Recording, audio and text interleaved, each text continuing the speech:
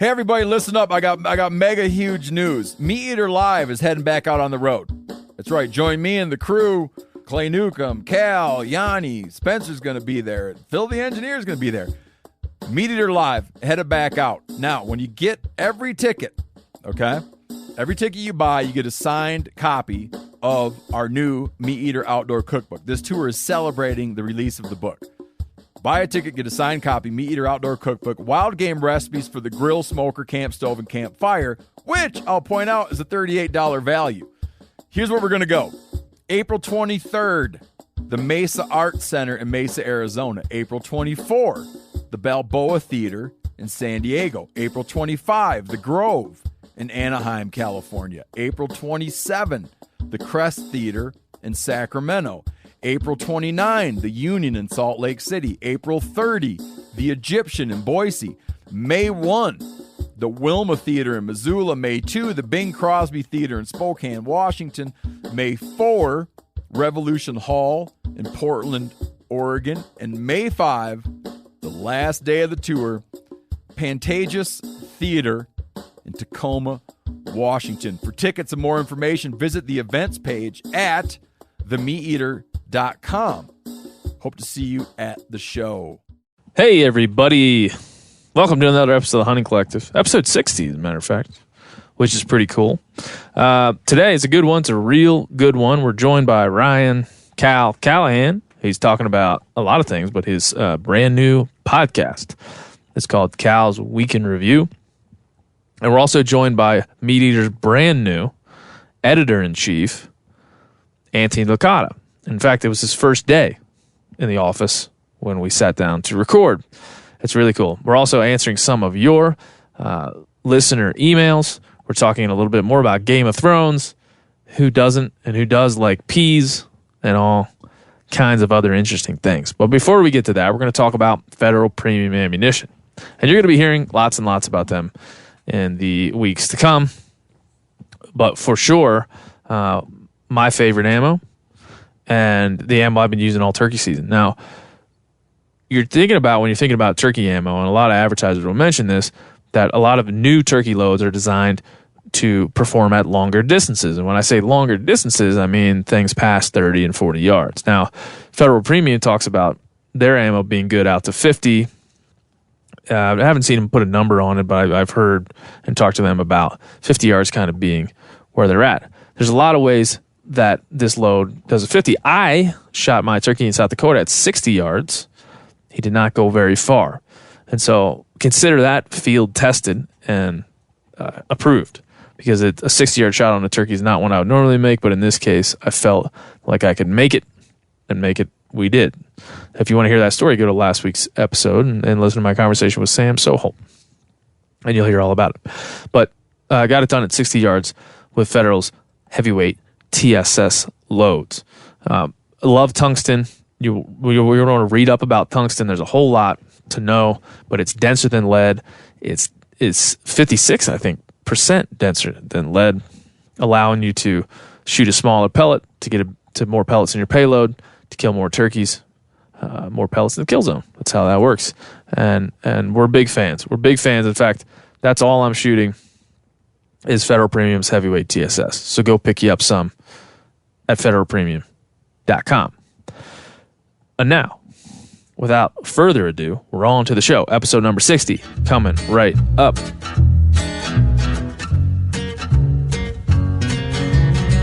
I guess I grew up on an old dirt road. A pedal to the metal, always did what I was told. Until I found out that my brand new clothes came secondhand from the rich kids next door. And I grew up fast, I guess I grew up mean. There's 1,000 things inside my head I wish I ain't seen. And now I just wander through a real bad dream, or feeling like I'm coming apart at the seams. But thank you, Jack Daniels. Oh, no. Hey, everybody, it's me, your old pal Ben O'Brien. Another episode of the Hunting Collective is happening right now. You're listening to it. And it is 5/7/19. That's when this will be coming out to your ears. And it's May, man. It's May. That's very disconcerting to me. April did not have enough turkey kills in it, but hopefully there'll be more in the late stages of May. But I'm joined right now by Ryan Callahan, the Director of Conservation for One Meat Eater Incorporated. Hello, Cal. That's the DOC. The DOC. motherfucking DOC. Yes. I like that. And he's joined by Ben O'Brien, who hosts THC, the podcast. THC. I love it. That's my, I had one message from our live podcast. A listener wrote in and said, I really think you should remind people that it's a violation of federal law to have THC and firearms. And I said, I will not be reminded. It's the podcast, the Hunting Collective. THC, sir. THC. Yes. And I'm like, that's not the type of PSA I'm really interested in throwing out there. So. And the DAY. Yeah, no, I really like it. The whole THC is starting to grow on me. In fact, regular listeners will know I created THC at themeateater.com. That's our email inbox. Oh, awesome. Yeah. Thanks. Thank you, Cal, for inspiring that. For latching onto that. Yep. Inside joke. I really appreciate just it. Wouldn't let it die. It's an outside joke now. It is. It's way out there. We're going to talk about a lot of things today, of course. First, we have, in the interview portion of the show, we have one Anthony Licata. I know him. You know him. He's MeatEater's brand new editor-in-chief, for God's sakes. Tell us all about that, Cal. What do you feel? What are you feeling right now? It's his first day in the office. He just walked by the door there, and it's a big deal. Man, I'll tell a great story about Mr. Licata. I've got many, actually, because we've been hanging out for a few years now, but traveled over to New York City, did a live storytelling event at the Filson store in some part. People are always like, well, what part of New York? I'm like, New York City. The part with the city. Yeah, it's huge. It never sleeps. It goes on forever. And it was really cool because Licata had his commute every day one way is, I think he said, an hour and 15 minutes one way. And we had sat down to lunch and kind of get our notes together. And phone rings, and I could tell it was one of those kind of tension-filled husband-wife back and forths. Oh. So I did my best to not eavesdrop, and then Anthony was like, hey, yeah, sorry about that. We had a sitter for tonight. My wife was going to come into town and watch the event and hang out, and we never get to do that. And the babysitter just bailed on us. And you could tell he was really hurt. And you could tell by the tone of the conversation that, both parties were really wanting to make this happen. And, but as fate would have it, a last minute babysitter situation came together, and Anthony's wife was able to come in to the event, and it was the cutest thing ever. Oh, she was so pumped to see her guy up there on the stage, and he just crushed it, told a great story, but there was love in the air, man. It was awesome. It was great. Yeah, well, it's Frank Sinatra playing in the background. It was just, those Filson stores are all kind of like warm and rusticy, and it was just like a hipster's log cabin kind of situation. Oh, yes, big time. Yes. Big time. You could get like a $90 haircut in the corner as a man. As a man. Things prior to to this generation now that would have been just unacceptable. But, pick your scented beard oil, things of that nature. I got a beard oil. People call me a hipster these days. And I got a beard oil recently gifted to me, and it smells of vanilla. Really? You can come over. It's probably on right now. It probably has some residue there. And I put it on one time, and my wife was like immediately attracted to me. Really? Yes. Came over like, what's that smell? And they got up on my face like, what's that smell? I was like, that's some beard oil I put in. She's like, yeah, I like that. I like that. Wow. And so just as one of the pure, it's not even a drawback to being a hipster. It's like you put that beard oil in and the right kind of lady may come a calling. Yeah, and I mean, I don't want to say this joke, but it's in my mind, so I kind of have to because that's the way my brain works. But around the First Light office, especially when we had to travel to Vegas, it was always like, oh, this smells like a strip club. And what's a strip club smell like? Vanilla and regret. Yep. Desperation. Sorry, strip clubs. We apologize. I got a lot of cleaning up to do. I apologize. I have a lot of emails coming into thc@themeateater.com, more than I didn't really checked it. And I was like, because I didn't think anybody would do it. There's a lot in there. So I want to, with your help, Cal, go through some of these. Great. There's a lot of topics in there. It's just a hard hitter. Love it. This is the first one. I just want to shout out this guy, Austin Richards, that wrote in the other day and he said, just started to listen for the first time and I was shocked to hear The Devil Makes 3. I thought my phone messed up and started playing music from my library. I first heard this band in a tattoo shop in Cocoa Beach, Florida, years ago. Never had heard anyone else play their music. It's a good choice. Now, I only bring that up because I thought when I first heard this in a tattoo shop in Cocoa Beach, Florida, I had a visual image of this dude just ripping out a back tat or something. Listen to that tune. A lot of you have written in to tell me that you don't like the new music and you like the old music much better. But I just want to give an example of one feller who's real into it. Have you heard the song yet here, Cal? You're gonna have to. I've seen the Devil Makes 3 live. I think in Denver, possibly, maybe Missoula. Was there some THC involved there when you saw the Hunting Collective? No. But you're a fan of this particular tune that I'm using for the show. Oh yeah. Yeah. All right, I just want to get that out there. A lot of people were attached to the old song, which was just like a banjo joint that we put in there. Not really thinking it would be worthy of anything. So I just want to get that out in the open so everybody knows what's up. Here's another one, and I'm interested to get your take. This is from, I don't even know how to say your name, dude. I'm sorry. Patty. This is a nickname. Patty Romine. He said, this is the first time I've ever contacted any sort of entertainment outlet. It's the first time ever. I've been a loyal fan of Meat Eater since the beginning. Please make Steve's appearance on the THC Game of Thrones recap, a weekly segment. His total disinterest in the whole subject was some of the best entertainment I've ever heard on a podcast. God. When I heard you were doing Love that, the show. I was like, that's going to be a winner. And there are some people that were fans, but boy, am I a fan. I listen back to it and I giggle like a schoolgirl every time. And for those who didn't listen to that episode, go back. I believe it's episode 58 where Annie Racer, our VP of production, and I gave Steven Ranella a rundown of what Game of Thrones is. And it is, he hates it from the outset and throughout the entire explanation has disdain for the program.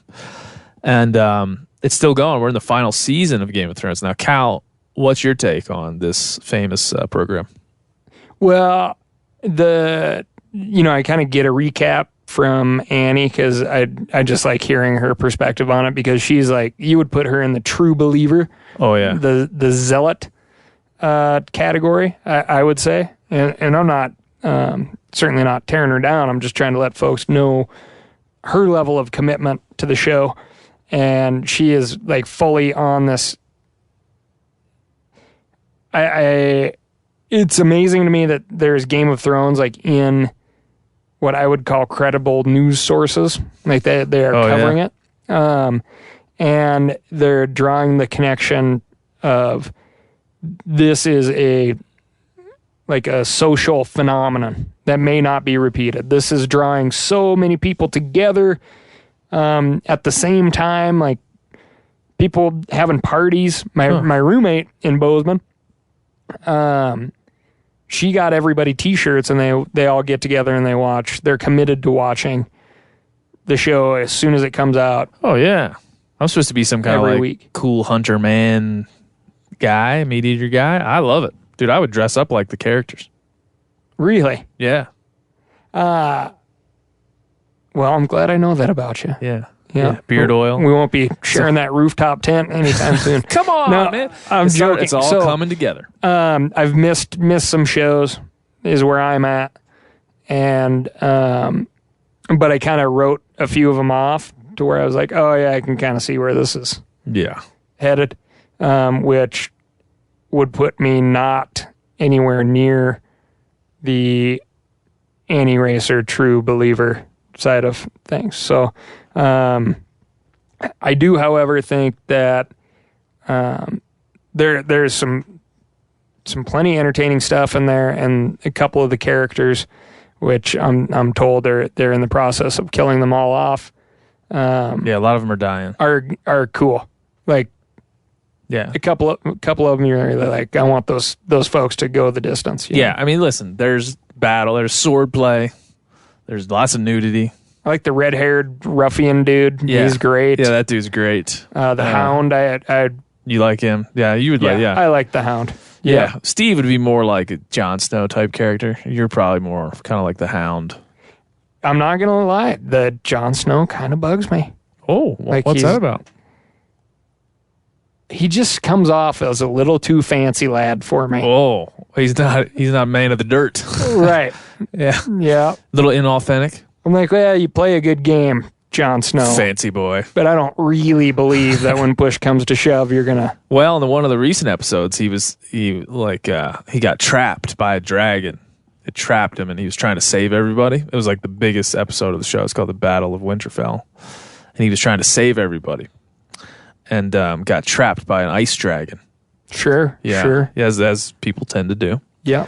And a young lady who is his, I guess what would be his sister, stepsister, sister-in-law, something like, I don't know. They're related in some way. They grew up together. She ends up killing the Night King. Kills him. And then Jon Snow's not even doing anything. He's supposed to be the hero. Yeah. So, yeah, that's exactly where So I see you him. sniff Yes. that right out. Yeah. You have. Yeah. Yeah, you could tell the future, Ryan Callahan, of what's going to happen in Game of Thrones. Yeah. But, classic case, you surround yourself with good people. And, Yeah, classic case. yeah. Especially when that dragon gets you. I've also been studying up about genetic diversity. Oh, And there are some interesting parallels to Game of Thrones when you think about genetic diversity, because it seems like... is that an old wooden ship? No. Basically, we're talking about inbreeding. And it seems like Oh, as they've killed off many, many, many characters here, it seems like they're getting down to where they're only going to be mating with people Yeah. within their immediate family. well, you aware Yeah. that the Targaryen family has a history of only mating within their own bloodline, so as to keep it pure. Right, and then they had some craziness, right? Yeah. That would be known as inbreeding depression. Oh, And when you hit the point of inbreeding depression, which means you have only bred within your own family long enough to where, and it turns out, I think people are a little bit different. Doesn't take as long with people. And oddly enough, royal families throughout history have kind of proven this. But inbreeding depression, kind of nature's way of saying, like, well, this has gone on long enough. So you hit a point where your offspring all of a sudden has an inability to breed or an inability to, get their own food, right? So there's two issues going on there. And it kind of is like a super accelerated path to zero. wow. Yep. Yeah. Well, maybe the Targaryens are headed that way. Maybe they don't need to be killed by the Night King. Yeah. And no, it takes a very small amount of outside Yeah. blood into the gene pool to, a very small yeah, amount. to let them jump up and make another run. But Well, listen, there's only like roughly about 80 hours of stuff out there for you to watch to catch up on Game of Thrones. okay. So let me know if you want to come over. Maybe I'll dress up like Jon Snow. Walk me through this. I'll put my beard oils on, and I'll walk you through kind of what you need to do. Now, soon it'll be over, and it will cease to be a culture phenomenon. But for now, it seems we talked about Cheers. Oh, yeah. Cheers in my family, Montana, Yeah. I feel like that was a media culture phenomenon. And like the folks that were really, I was a young kid, right? I was born in 82. So, but the folks that were like really prime Cheers age, they also had the whole Miracle on Ice, right? The U.S. college team Oh, yeah. beats the USSR. Oh, yeah. So you're saying Game of Thrones is like the Cheers of this generation. Yeah, but I feel like it shouldn't be compared to those things because now it's like there's an endless amount of media. Oh, yeah. Back then it was like you have 4 channels. Yep. There's that joke. The president's on. He's on every channel. We're going to miss Flipper. Here's another guy that wrote in, Charles Gardner. He wrote in about Game of Thrones. He said, just want to clarify. White Walkers are the guys with spears riding dead horses. They are not dead, including their leader, the Night King. Zombie-like creatures are dead and are not White Walkers, but are called Whites. So the White Walkers are in charge of the Whites. Also, the Whites are not infectious. Becoming one of them has nothing to do with being bitten. And he goes on and on and on to clarify all the things we got wrong on our last Game of Thrones discussion. So, good. So thanks, Charles. Appreciate you clarifying that. We definitely don't give a shit. I'm not about you, Charles. We like you. Did you read through that, though? I mean, I feel like if you're willing to dress up as a character, that's probably information that you're stockpiling, and you're like, I need to know. No, Charles, positive. We do give a shit about you. We just we don't want to look like dorks, okay? So we want to have like you're gonna have to go back and adjust all your fan fiction. You and Annie. You and Annie. A lot of meetings. Yeah, we don't want to look like dorks, Charles. we don't want to know too much about it. The podcast room has been locked for hours. What are they doing in there? But yes, thanks for writing in, Charles. Please continue. You don't even know. Game of Thrones. Well, South Park. I do pay attention to South Park. Also, I love the fact that it's current events. You know, and those boys are brilliant. They did a great one. They did a good Game of Thrones. Game of Thrones. Yeah. All right, well, we'll leave that by. We're not going to give any like recaps of episodes because I don't want to. I got a few messages about spoiler alerts, and that to me is very annoying. I don't want to give anybody any spoilers alerts, so there we are.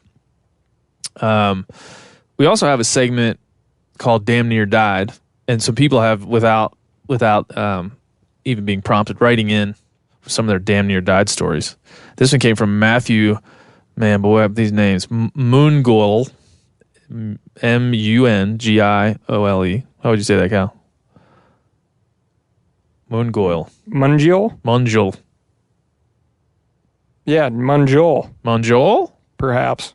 Who typed a question mark in the teleprompter? He said, one is when I rolled, one of his many damn near died stories is when he rolled an ATV going 1 mile per hour in the mountains in southern Wyoming on a bear hunt. He came out without a scratch. That's not a damn near died story, Matthew. So I don't know what you want me to do with that. Second one is when my footing gave out on an elk hunt and I started sliding down a mountain. Also came out without a scratch. He would like to know if I want him to elaborate more on that. I'm going to say no. Damn near died is like you have to have been in real peril. Real peril. That could be a perception thing, though. It could be. Right? It could be. Really, like... if you were going 1 mile per hour on an ATV and fell off, you would think, oh, man, glad to be alive. Back when we were kids growing up here and we were, forced to participate in the slave labor of changing irrigation pipe and stuff, we rolled those things over all the time. out of just sheer negligence and ultimately kind of the pursuit of fun while you're supposed to be out there How you working. doing So I like it. What else we got here? Anything else good? And the old meat eater deal. One guy sent in, and you'll hear it later on in the podcast. He sent in just this audio recording of him just like sitting in the turkey blind, and he's talking like this. We're gonna play that. I'll play that at the end of the show for you. I got a kick out of it. Now here's one that I want to give Matthew Mungoyle some more credit here. He did write in. You were, Cal, part of an interview we did with Ian Harrison in episode 47. And he said he would like to talk about that. And he said, I grew up in New Jersey and lived there for 26 and a half years. I'm an avid hunter and shooter and complied with all New Jersey's bullshit gun laws because any violation of a gun law makes you a felon in that state. Last year, Phil Murphy passed some gun laws, one banning private sales, but the other notable one reduced the magazine capacity from 15 to 10 rounds with no grandfathering. If caught, each magazine is a felony that carries 10 years of jail time. He said, I ended up moving out to Cheyenne, Wyoming, and I commute 130 miles round trip every day down to Colorado for work, so I never have to deal with being turned into a criminal again. That's Matthew. That's Matthew. He also almost died on a 1 mile per hour ATV accident. But he moved all the way out to Wyoming to escape the draconian gun laws in New Jersey. And speaking of New Jersey, we have Anthony Licata, who just is moving to Montana from New Jersey. Talk a little bit about that in the interview today. But what do you think about that? I don't have all the details of those exact law changes in front of me. We'll just take Matthew on his word, but sounds like a drastic move to move across the country for that reason. But if you want to defend your family and not be a felon, I think that's probably a good thing to do. And then to go back, Ian Harrison, if you go back and listen to episode 47, came to this country in large part because the British government told him he couldn't have firearms anymore. yeah. And so, Yeah, I mean, if I am not up on New Jersey law in any way, shape, or form, but yeah, I mean, I hate that stuff. I hate that stuff. Like you have some bad actors that impose bullshit on everybody else, and, Matthew was probably looking for an excuse to kick New Jersey to the curb. yeah, And if that's what he wants to hang his hat on, more power to you. it's a last straw situation. Yeah, more power to you. Live where you want, I say. And you got a lot of options in this country. No, I mean, I didn't live in some like oppressive state, but I lived in Illinois for a time, and you had to get a FOID card, Firearms Owner's Identification Document, something like that, FOID. You had to get that. You had to go and pay a fee, and I believe you still have to do it to purchase ammo or a firearm. You had to have a little card issued by the state folks Wild. with your picture on it. If you didn't have it, you couldn't purchase either one of those two things. It's just a different wrinkle that you just don't have here in Montana or many other states I've been to. And so when we start talking about gun laws, we do this often. We forget about, and again, brought that up a little bit in the interview with Anthony, the differences between living in Connecticut, New Jersey, Illinois, and living in other states like Wyoming, Montana, and others. Like, there's just different restrictions on firearms. It's an interesting perspective. Yeah. So here's a guy that moved a long ways to escape it. Moving on, though, we got a new thing we just announced this weekend. It's called Cal's Week in Review. Cal's Week in Review. With Ryan Cal Callahan. Can you do like the intro voice? Are you good at that? No, I'm not. I actually haven't listened to the intro. Enough. Yeah. It's like Cal's Week in Review with Ryan Cal Callahan. Now, Here's Cal. Yeah. Tell us about it. Well, Ben, it's a little scary. It's a little unnerving because it's like a bunch of information that I find very interesting, but there's a real chance other folks won't. If you don't, you're kind of a plebeian, but Yeah, you're there's a plenty loser. of us out there. So, no, a bunch of cool facts and interesting topics that are current.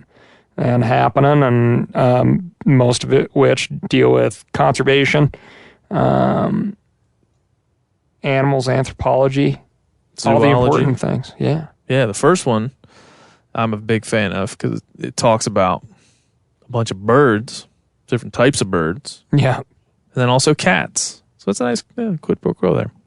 Give us a little quick highlight of what people might be able to hear if they go over and listen to Cal's Week in Review. By the way, it's all live. You go and subscribe to that sucker right now. Go over there and take a break, subscribe to it, and come back. We'll wait. Are you aware that?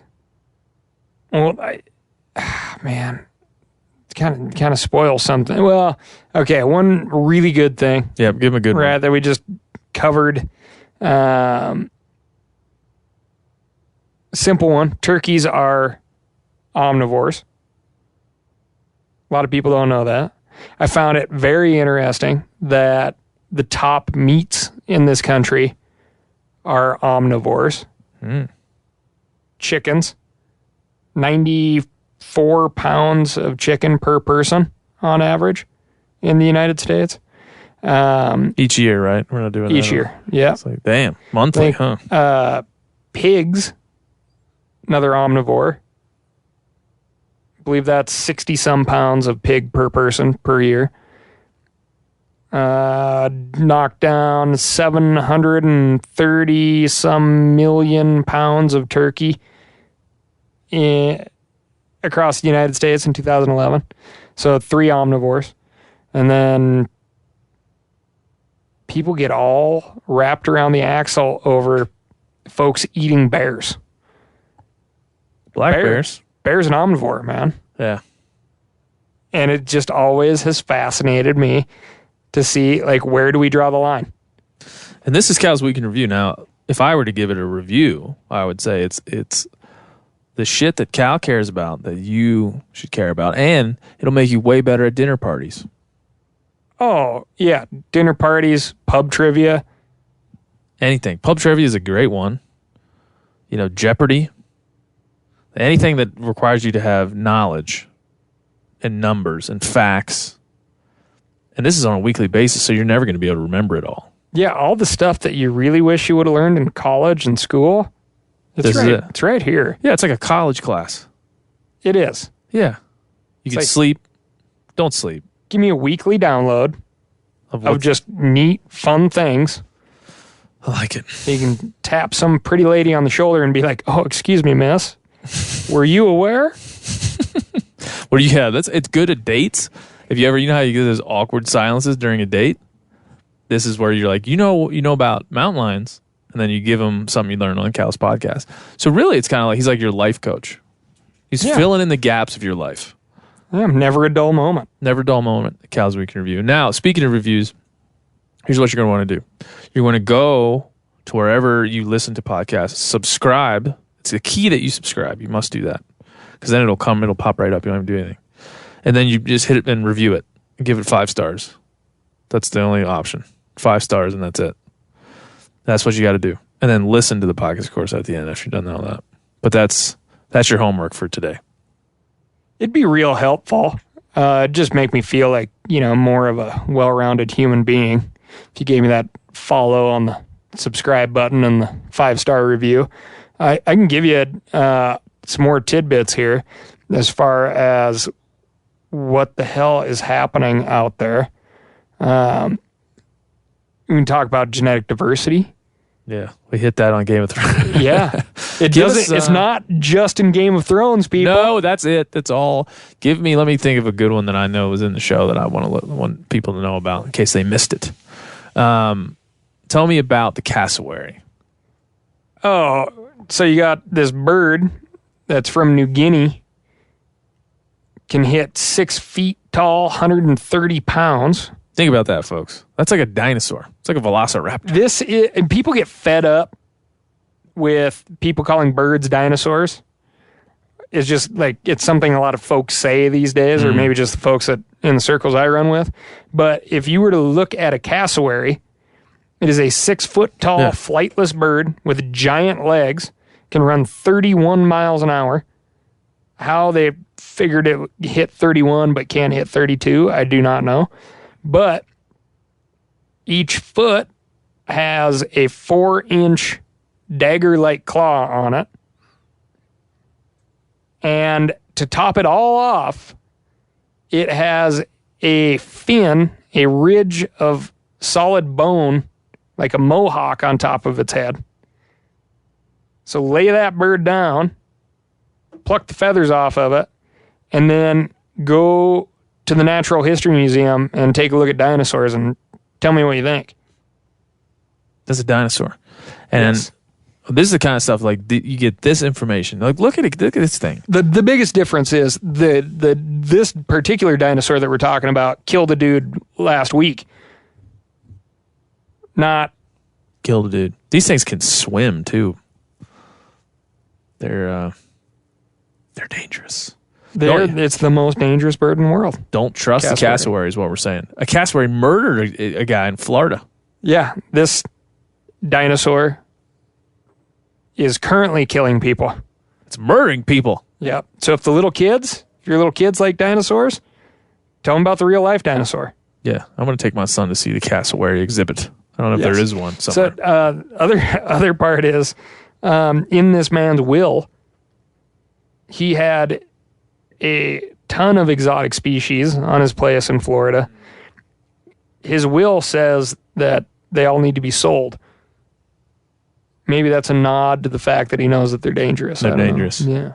And he was felled by one. Didn't it like just rip his throat or? It was basically stomped to death. God. Yeah. So imagine that chicken scratching in the yard. Just imagine a 130-pound version of that. Sweet With Jimmy. 4-inch claws. And this guy had been a cassowary owner for a long time, exotic animal owner for a long time, and he was just in the enclosure with the bird. Hey everybody, listen up. I got mega huge news. MeatEater Live is heading back out on the road. That's right. Join me and the crew. Clay Newcomb, Cal, Yanni, Spencer's going to be there. Phil the engineer's going to be there. MeatEater Live headed back out. Now, when you get every ticket, okay? Every ticket you buy, you get a signed copy of our new MeatEater Outdoor Cookbook. This tour is celebrating the release of the book. Buy a ticket, get a signed copy, MeatEater Outdoor Cookbook, wild game recipes for the grill, smoker, camp stove, and campfire, which I'll point out is a $38 value. Here's where we're going to go. April 23rd, the Mesa Art Center in Mesa, Arizona. April 24, the Balboa Theater in San Diego. April 25, the Grove in Anaheim, California. April 27, the Crest Theater in Sacramento. April 29, the Union in Salt Lake City. April 30, the Egyptian in Boise. May 1, the Wilma Theater in Missoula. May 2, the Bing Crosby Theater in Spokane, Washington.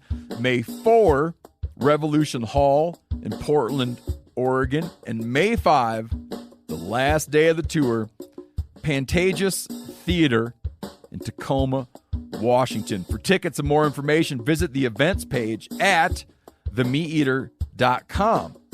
Hope to see you at the show. According to authorities, he likely just tripped and fell, and the bird was like, here's my chance. It's been waiting. It's been waiting for years. Mm-hmm. Let me help you up. Nope. And dead. Nope. Yeah. Now that's what you're going to get on Cal's Week in Review. And that's pretty much, I mean, it's about 20. Morbid bird thoughts. Morbid bird death, With bird Cal. murder. It's 22, 30 minutes long. It's a quick, man. You could do it. If you take long showers, you could listen. If you take a 22-minute shower. Yeah, let me hop in the shower with you, you know? I mean, if you just say it that way, everybody will subscribe. That's what. Honey? Are you in there with someone? It's just Ryan Callahan from MeatEater's News headquarters in Bozeman, Montana, telling me about a murderous bird. Yep. So anyway, if you take long showers, if you have short commutes, if you do like microwavable meals, sometimes like a frozen pizza might take 22 minutes to cook up. So any of these things you could do while listening to Cal's Week in Review. Yeah, really, I envisioned it as just, here are some quick hits. Like if you want to pick up some fun facts, 22 minutes, half hour. Boom.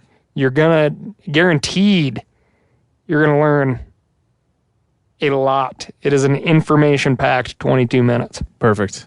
Now, before we go, and we're going to get to Mr. Licata, do you like peas? Yeah, I'm into peas. You like them? Yep. Okay. Yep. Just gonna check I know on you're that. not a fan. Not a fan. It turns out Licata. What do you think Licata is into peas or not? I would say yes. He's into them. Yeah, he Yeah. is. Yep. So I'm here on fucking pealess island. Well, there's a lot of stuff that you can do with them. You know, not your grandma's pea recipes that are tasty. Yes. So Yeah. Well, we'll have to continue to battle that one out. But we're gonna bring back that word puree. Make some pea puree. Pea puree. Yeah. So we're gonna get to the interview portion of the show, and this is a man who is now Cal and I's boss. Correct. We report to him. And in fact, in the interview, which was great. Wait till the end because it gets real good as we get going in the end. But I asked him, do you have any questions for me? And he said, what would you do if you didn't work in hunting, fishing, media? I was like, well, if that ain't foreshadowing, I don't know what is. So Step into my office. into Ben. my office, Ben. What would you do if you didn't work here? Well, do I have an opportunity for you? You're going to get to find out. So that's in there. But it's a great interview. Anthony is, man, he's a vet of our world. He's kind of like a bit of an icon in my mind. Hopefully I do need to suck up to him now to keep hanging around, I feel. So he's an icon. But his perspective, it will be so much more than just additive to our current group. His leadership and his effect on this business and this company and this product and all our other media products, you'll soon begin to see because he is a force in our space. So we are very glad to have him. Very glad to take you a little bit behind the curtains on how he got here and where he was prior to MeatEater. So without further ado, we're going to take you to this same room. We're going to travel back in time about 3 hours, and we're going to have an interview with good friend Anthony Licata and MeatEater's brand new editor-in-chief. I guess I grew up on an old Anthony Licata, how are you, sir? I'm great, Ben. Welcome to your first day Yeah. at MeatEater Incorporated. Yeah, my first day. I got that first day of school feeling. Excited to get Nervous here, excitement. Nervous, and I saw that you brought a trapper keeper. That was an interesting. oh, I wish I still had my trapper keeper. So did I, man. I had for a time, I had like a zebra trapper keeper. That was really like, I think that model was for girls, but that's okay. that's fine. Everybody knows that listens to this podcast. I'm becoming like a hipster, who likes sparkling water and zebra trapper keepers. But it really is your first day. I've caught you on. I didn't think you'd have time for this, but I've caught you on your first day here at the offices in Bozeman. Just describe like what the range of thoughts and emotions that's going through your mind. Well, yeah, my mind's going a million miles an hour because, first of all, I'm excited and I'm happy and ready to jump right at it because. You know, I've known what Steve's done for a long time and what you've done. I've known a lot of the guys here and been following MeatEater, and it really kind of fits with my vibe and ethos and what I've tried to do with my career. So, like, I'm anxious to get started, but like, there's a lot going on and a lot to figure out. So, it's kind of a question of where to start. Yeah. So your position is editor-in-chief. I feel like many of us, you kind of have what the position title is and what the description says, but you don't quite know exactly what the reality of that's going to be. So Yes. I'm sure that's there's. But what do you see from? We have. I don't want this to seem too much like an insular interview, but we do have a website. We have a podcast network. Like, what's most exciting of all the things you've seen that you're going to get to work on? I am excited about all of it. Certainly, the podcast network is pretty good. the growth of the podcast. It's such a hot category. They're really good. There's so much engagement with the audience. It's just really fun, and I'm really looking forward to working on those for sure. Yeah, the Hunting Collective is probably the best one, you would say? Of course. Yes, of course. Probably like by far. Over and above any other one. Any of them named Meat Eater. Yeah, I'll say that during this interview on this podcast. Yeah, when you go on that other one, then you say this one is terrible. You're not from here. I am not from Unlike, here. Same as me, you're not from here. Where are you from? Well, I always say I'm from Pennsylvania because that's where I was born and raised, and I lived until I was 21. And I don't have the heart to say where I live now, which is New Jersey. we got a lot of negative New Jersey vibes floating around this office. But listen, New Jersey's not that bad. Growing up in Pennsylvania, I grew up in a rural area in Pennsylvania, and I always used to complain about the people who came from New Jersey hunting my spots, my public land. But now I'm one of those people, or I was. So I live in New Jersey because I worked in New York City. So lived in the suburbs there. Actually, not a bad place to live. It's terrible for gun owners. New Jersey. That it is. And taxpayers, too. But it was close to my job, but it also allowed me to get home to Pennsylvania in a pretty reasonable time, about a 3-hour drive away from my deer camp and my brother's land and some of my favorite streams and stuff like that. Yeah, I mean, take folks through, because one of the reasons I wanted to have on on your first day, or at least early on in your career here, is because people are going to start hearing more from you. They're going to start reading your stuff. They're going to start taking in the content you create. Like, what do you remember most from the beginning days of your hunting and fishing? Because we came from a very similar place. Yeah, have ended up in a similar place right now. Yeah, we have. It's true. The same I'm room, just following you. I doubt that. Yeah, I learned to hunt and fish from my father. Very typical story. And my older brothers. I'm the youngest of 7 kids. So my older brothers hunted, and so did my father. My father was a school teacher. So he was what I would think would be a kind of very typical outdoorsman. He never traveled to hunt or fish. I mean, that's not true. He went up to Canada once or twice, drove up and rented a cabin on a lake, that kind of thing. But he wasn't traveling all over. He hunted and fished on the weekends, and he always took us. And we lived in a place where there was some good public land close, and good streams, good lakes, and some family friends who had farms and stuff. So I started hunting that way. And it was something that, something that my father and my brothers could do together. I wish my sisters hunted. They don't. I don't know if my father did a good enough job teaching them, frankly. But I hope to do that a little different with my daughter. How many kids in your family overall? There's 7. 7. Wow. Okay. With my brothers and sisters. Yeah, 4 boys, 3 girls.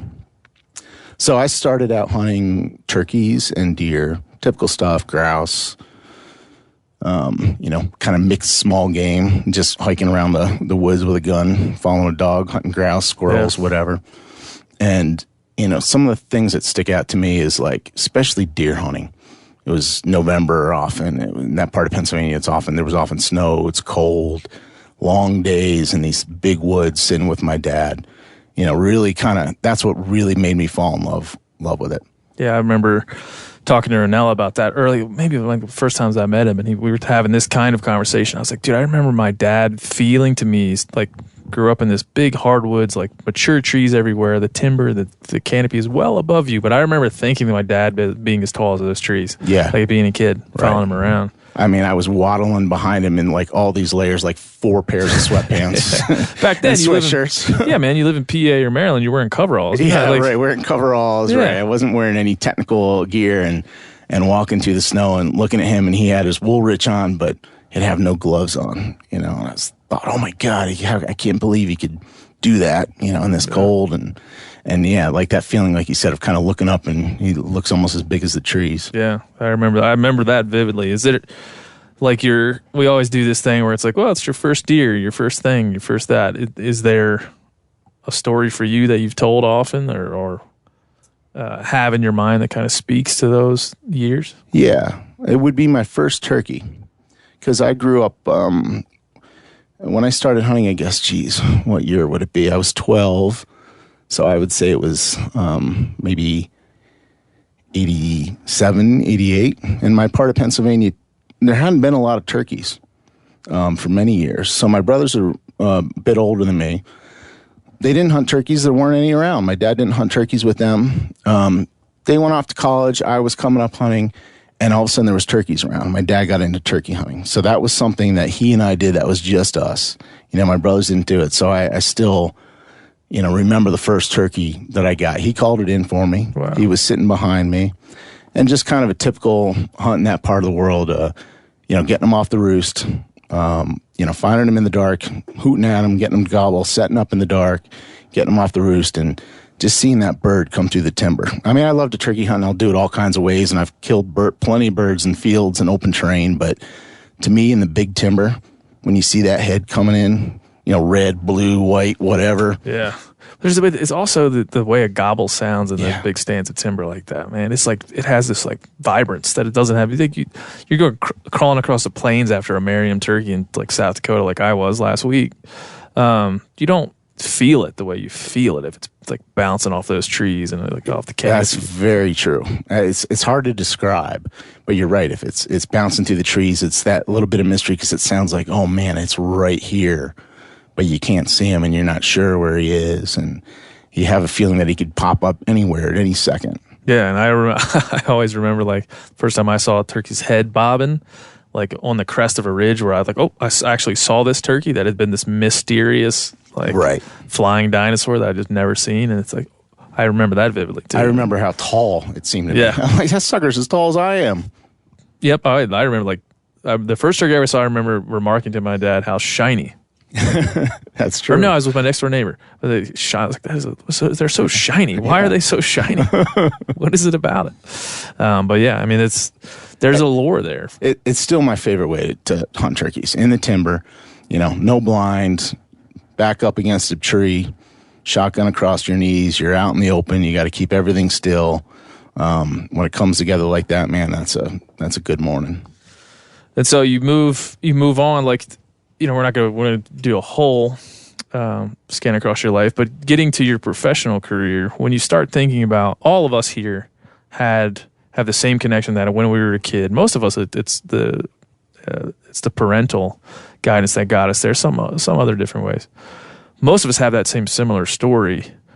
Where I think a lot of us diverge is when we got out into the world on our own. We decided what profession we wanted to have, and then kind of how we snaked our way to being in the hunting/fishing industry, if you were to say it that way. So when was the first moment like you thought that you could have a career in doing what you're currently doing?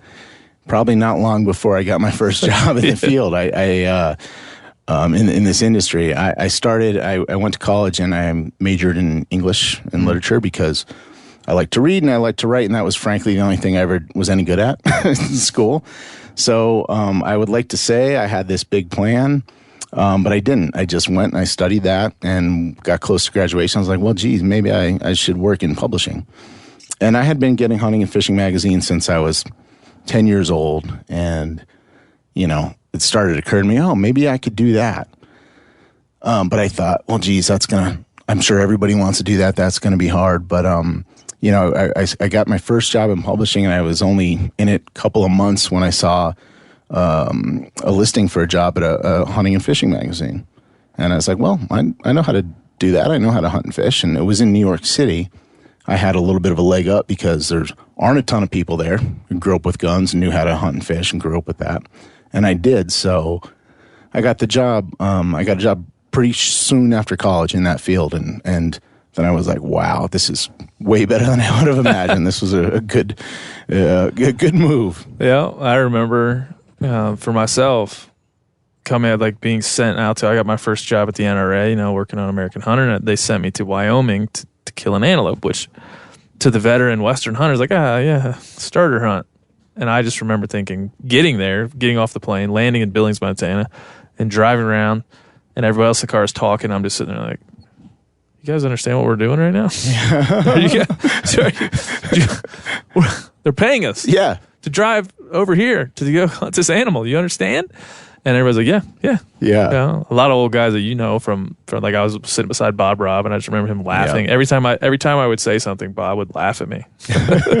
Well, it's one of those moments where I grew up reading Field and Stream magazine, and I got a job there, and I'm like, oh my God, that's Dave Petzel, the guy sitting next to me. That's the guy I've been reading since I was a little kid. And It is. You kind of had to pinch yourself and look around, and yeah, we're lucky. Yeah. And it's a good topic. What other influences, from your younger years as far as your taking in hunting and fishing media, there are people that you would call out as super influential to your work? Well, yeah, certainly Dave Petzel was one of them. He was very influential just because he writes with such humor and personality and such knowledge and stringing it all together. And that was, something that I really enjoyed and have always tried to think about. Part of the things that I love about hunting and fishing, like my influences just comes from being a country boy, right? Like a lot of us who are in these sports. I just love the outdoors and I love nature, right? So, I love playing in the creek, right? Love running through the fields. I love catching critters, like just that typical outdoor nature stuff. And so when I got a little bit older and I started seeing writers who could incorporate more of that stuff in their story, was stuff I liked very much. And I think that's sometimes like some of the classic stuff, they did that really well. Everybody talks about Jack O'Connor, the famous outdoor life writer. People probably don't know who he is anymore, but you go back and you read some of that stuff and like you really feel like you know the place and you're experiencing the animals in the mountains and what it looks like. And that's stuff that's always very important to me in my work. Yeah. I mean, the more that we've introduced social media and television and film, the way that we describe places, I think has suffered. Yeah. I think so innately too. Has to would definitely been. Jack certainly, if he would have been filming all his adventures and putting them out there, they would have seemed a lot different in the way that he presented them. Yeah, absolutely. And some of the other trends of it's a lot of very results oriented. Whether you're talking about a hunting show or an article or written content, a lot of times it's all about how to do it better, and that's fine. But that experiential stuff, I think, is always spoke to me very much as well.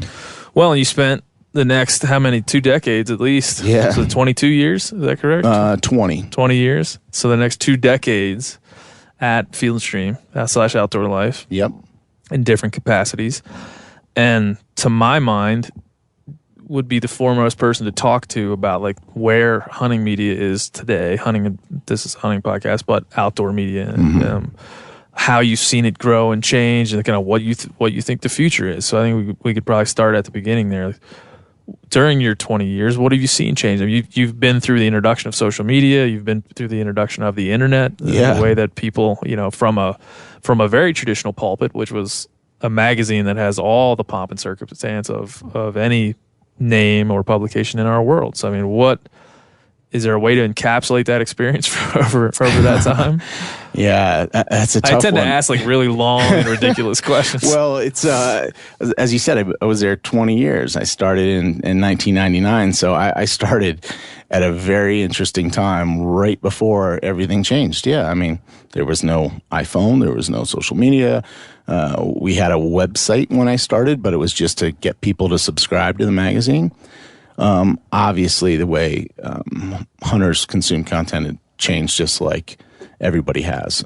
There's so much out there. There's so much stuff, and you can get it so many different ways, from television shows, streaming, social media, your phone, like whatever you want is out there. So to me, the big change has been to kind of navigate that, right? I think there's a tendency for people to fall into their little groups, their little tribes, and only go get the content that they're interested in, right? That's kind of natural and that's fine.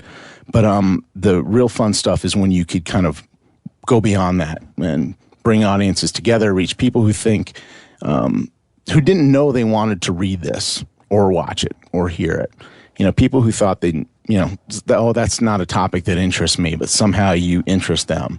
To me, that is one of the most important things that media could do now in this age where everything's so fractured. Yeah. Is it? I've said in the past here in other conversations that I feel somebody asked me on another podcast, what do you feel like is the biggest issue for hunting right now? And I think I might have said something very similar to what you said, like the fragmentation of the tribe is a word bemoaned was like the tribes of people that are forming around, and it's hard. You can't really get consensus on any one idea. That travels along a parallel path with, urbanization and other things that are kind of calling away from what we've done our whole lives. How do we beat that, or how do we understand just how things are fragmented, and then what's the thing to do to bring them together and build that bridge over to the non-hunter who may be looking over here and be like, I'm not really sure what this is, right. This community of hunters, right. or whatever we call it. Well, I think, one thing that hunters have in common with people like you and I who create media is that we're curious, right? And to me, curiosity is one of the best, traits in a person in life. It keeps your life interesting. I mean, I just love learning about new stuff and trying something new. And I just feel that my life personally is more rewarding and interesting the more stuff I learn about or do. And I think if I kind of take that attitude the same with the outdoors and try to do that with all the content I create. Okay, if you are really into, bow hunting for whitetail deer, that's awesome. But you should try this too, because you can't bow hunt for whitetail deer all year long. And there's so much your life is so enriched anytime you're outside, I think, and doing something with nature like that. And to be able to try something new, I just think is more fun. The more you could do, the more fun you could have. At least that's what it is for me. I mean, ice fishing, I don't really ice fish very much, but the last couple of years we had some tough winters and good ice, and I was like, yeah, man, I'll go. Somebody asked me, yeah, sure. Man, I kind of really liked it. Yeah, I dig it. I dig it. When I moved here, I was like, ice fishing. Of all the things I was excited about moving to Montana for, ice fishing, not one of them. Yeah. But immediately when I got here, I'm like, that's cool as hell. Yeah. And I'm going to do it. I'm going to put it in my tool belt of things to do outside and do it as much as I possibly can. Who knows how much I will be able to do it, but I certainly will be damn excited to get there when I can. There's some things that I do that I probably, if I'm going to be honest with myself, I probably do them 2 or 3 times a year. Yeah. The most. I got the gear, right? I got the gear to do it. I got the stuff. It's in my basement, but I really only will do it once or twice a year. But I don't know. That's still rewarding. That's still fun. And it's better than doing it not at all in a year. Yeah. Yeah. Is there a way, like, I think Steve has done it well, and I think you've done it well in your career, like the tactic to approach that, like how do you, in a world that's increasingly fragmented, and we have found there's people that are, everything you say and do has some negative aspect to it. Yeah. I had Steve on and we did a thing about Game of Thrones, and some dude wrote in and it's like, you had this term wrong and this term wrong. You said White Walkers, you should have said whites. I was like, all right. Yeah, that's a good way to know. Uh-huh. But that, I think in the hunting space, just particularly, we kind of have these, we got a lot of folks that are just tuned into their channel and that's all they listen to and that's all that they know. Is there a way that you approach telling a story in such a way that brings out them, of course, and your desire to kind of inspire people to go and do different things because there's so much to do? To me, it's a great story. You can kind of make it universal, right? Because someone who's either listening to that story or watching or reading it, if they could kind of understand the people in there and what they're doing, what they're going through, and kind of feel it. Yeah, okay, maybe that's something that I'm interested in. If you use a phrase I use fairly often is kind of to surprise and delight people, right? Your audience. You want them to be like, oh, whoa, I didn't know about that, and kind of say it with a smile, right? I think that's the way to get people sort of outside their little zones and just focused on, oh, no, this is what I'm into, this is what I want. If you can kind of surprise them and make them laugh and smile and say, oh, man, that's kind of cool. That's the best way to do it. Yeah. I like that, surprise and delight. Surprise and delight. Use that on my wife tonight. Like, surprise! I don't know about the delight part. There's definitely a surprise in there. Well, moving along, I mean, you're now here at MeatEater, man. Like, we'll have the opportunity to take all these ideas, and you sat in on your first, like, our little editorial meeting that we do, and we'll have a lot of stories we can tell, a lot of directions we can go. We talk about at lunch, there's many things that we can achieve that we just don't really know. We can't even conceive of today. So is there something that is the most, like, thing you want to do, the most exciting thing that you maybe couldn't do where you were prior? Like, is there something that's a spark that's lit in you that this company can, this group of people can help bring forward? Yeah, I think one thing that is very interesting about Meat Eater and this group of people has been Steve's ability to reach, particularly through his Netflix show, people who are outside these sports. I've met more than one person who found out what I do and what I'm into, and they're like, "Oh, I watch the show Meat Eater," and they don't even hunt or fish. And I'm sure you guys have heard that before. Sure. And so I'm kind of excited. Look, I want to speak to sportsmen, but in this time where we talk a lot about bringing new people into these sports, right? And we've noticed the trend of, call it adult onset hunting, whatever, people who are in their 20s. And I've heard you talk about this. It's like, the more online we are, the more we are glued to our phones, the more people I think are going to be looking for some connection to the outside world.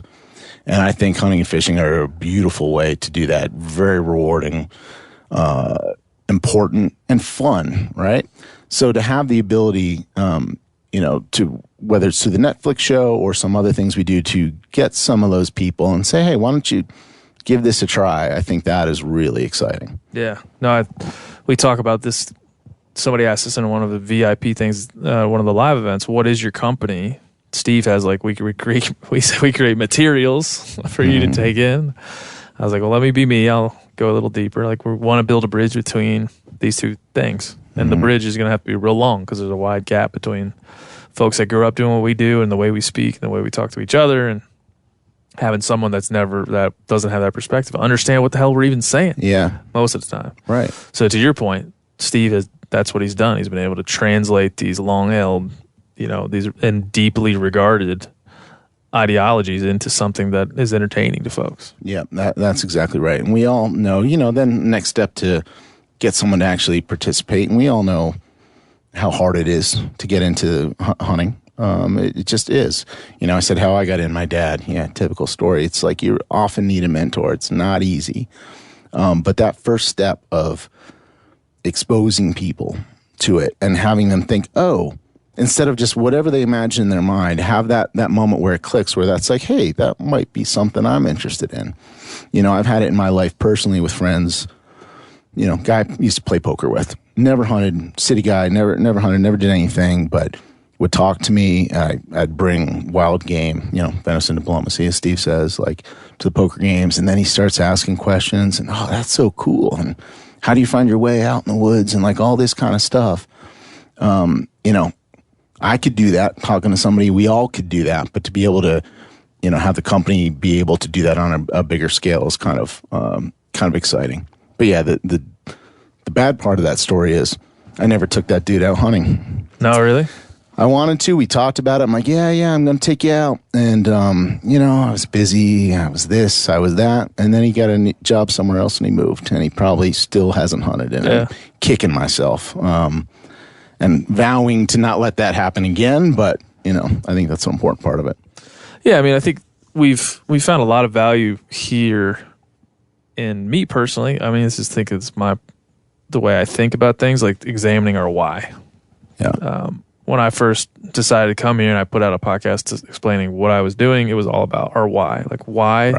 Why is it that I desire to connect with people by talking into a microphone with some other person? Why is that important to me? And articulating that is a difficult thing to do. Yeah. So do you have a why for, your hunting and fishing life, and then why, how it has, of course you start your career, but then it becomes something else later on once you've had a career, and you've got to continue to refresh your why after you've been in it for a while. What's your current answer to that, Corey? Yeah, it's probably not as concise as I should be. We got plenty of time. Editor-in-chief. We got plenty of time.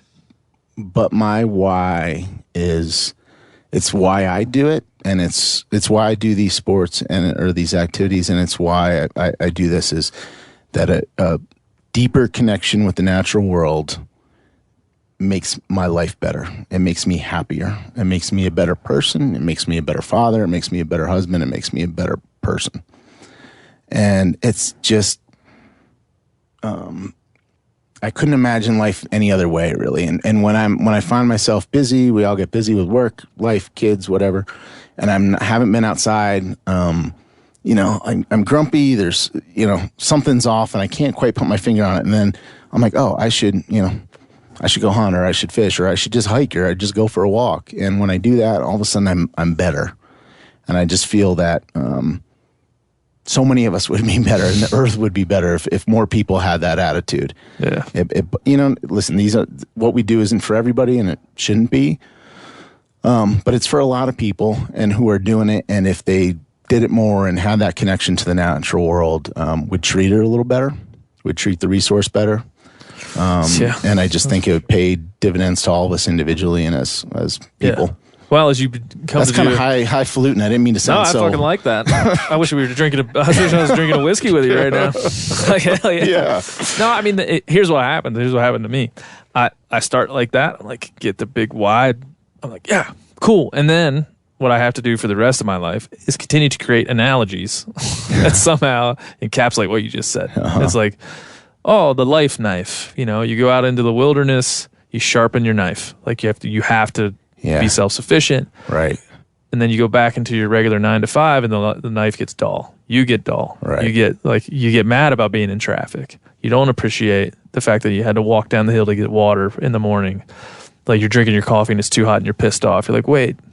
So then you go back out in the wilderness, sharpen that knife right back up. You come back and then you appreciate the things that you have. Life gets easier. Yeah. Hence my life knife analogy. I like that analogy, life knife. The life knife. I've got all kinds of other ones. I'm going to go sharpen my knife. Be like, honey, I'll be back in 2 weeks. I'm going to sharpen my soul. I'm going to sharpen my life knife. But yeah, I mean, I think that's what, that's what kind of where Steve has gotten a lot of his more catchier phrases from just taking these things that that I know, that he knows, that everyone else that we've cobbled together here and gathered together as a group, we know it. Like it's it's in our soul, man. It's the thing that we care about. But it's just being able to take a moment to explain it and make it relatable, and continually do that in a way that reaches different people at different angles. Yeah. Yeah. It's like, even though we know it, like we can forget it ourselves. And it's same for our audience. They may know it, but it's just easy. It's just like, okay, I'll use an analogy. It's like going to the gym a little bit, right? We all know it's important and feel good when you exercise, but then it's easy to let it slip, and it's kind of the same thing with being outside and the connection to nature and stuff. I feel the same way. Yeah. Yeah. I mean, you certainly can lose it. I mean, we're talking about moving out here and you feel it's not I didn't move to Montana for the taxes or like the roads or anything else. I moved it we were talking before we hit record. This weekend I went turkey hunting and then bear hunting, and I spent the weekend in close proximity to my home doing these things that used to feel like such far off pursuits. Right. Not only far off in distance, but like just in the way that I related to them. Like they were like, I was always visiting this place and dipping my toe in and enjoying the swim and then going back and cutting the distance between those two things, man. That's again an even bigger thing to do. So I'm sure coming to this town for you is similar, I would imagine. Mm-hmm. Yeah, it is. I'm very excited to come to this town. It's been a while since I lived. I've been in the New York area for 20 years, and look, I don't want to. People think of New York and New Jersey and they assume it's awful. Lay off, people. There's some great striper fishing going on right now in New York, right? Yeah. And it was kind of rewarding to me. And as I said, I went back to Pennsylvania all the time to my deer camp, and I traveled through work, so I got out plenty. But it also forced me to like find opportunities close to home, and then they were there. They're going to be better here. Not going to lie, they're going to be better here in Bozeman. Oh, yeah. But, to have that opportunity to look for things close, I think is important. You said it's just making it more integrated in your life. It's not, this thing I go do. Yeah. It's part of your life. Yeah, and I think there certainly is, like, when I try to explain hunting to people, I wouldn't make it's not that my sole motivation is hunting, but it certainly is so intertwined with my like general motivations that it's kind of indistinguishable. Yeah. It's hard to like, my family is there and hunting is there, and Yeah. they both enrich my life in different ways. And of course I wouldn't give my family up for anything, but I fucking wouldn't give up hunting. Yeah, Like, right. come at me trying to get me Yeah. to give it up. I would fight for it. And it's like I say, you have to try to explain it to people, but you wouldn't do that if it wasn't enriching your life. Right. Yeah. You wouldn't dive into that No. so deeply if it didn't enrich your life in the Right. ways that we've explained. So I think it just in base of your action, like you're saying that, but then to take it to the next level and decide as a career you're going to direct communication around that thing, Right. I've found to be a whole different ball of wax. Right. I mean, I don't really like this stuff. It's just a job. Just a job. That's what I say when, I'm out somewhere with Buddy and doing something 2 for weeks work. in Argentina. Yeah, right. I can't do We're it. not doing this because it's fun. This is work. Yeah, I mean, I lived on the East Coast and you have too, and I enjoy what you're saying about just the localized way of thinking about, because it's the most intimate way of thinking about it. I had Hal Herring on, and he said it's like speaking a language. Yeah. It's like speaking the language of a place. Yes. That's like, a great that's the way I was to like, say it. Fucking Hal. Yeah. I love it. He's a word master, Oh man. my gosh. No, I could just like drink his prose, man. And so that's what he says, like learning, being able to talk back to the land. Right. Like the land is talking to you, it's telling you a story. And a lot of times you hire somebody else to translate that for you. That's an outfitter or a guide. But if you're able to live in a place that you truly have the opportunity and the access to go out and you can learn to speak its language and then teach that language to your children and teach that language Yeah. to their children. Right. Like, fuck, dude, I'm done. I'm good. I've lived Yeah, my life. right. And I'm happy if I can do that. Exactly. That's a great way to say it. It's like, you could go deep on a place or a location or something. The most interesting things if you focus on them and go deep on them, you're never going to get it all. There's always more to learn, but you get that kind of proficiency, that language where okay, I see what's going on here with this land, and you can see how it's being used, and you can see how things are changing.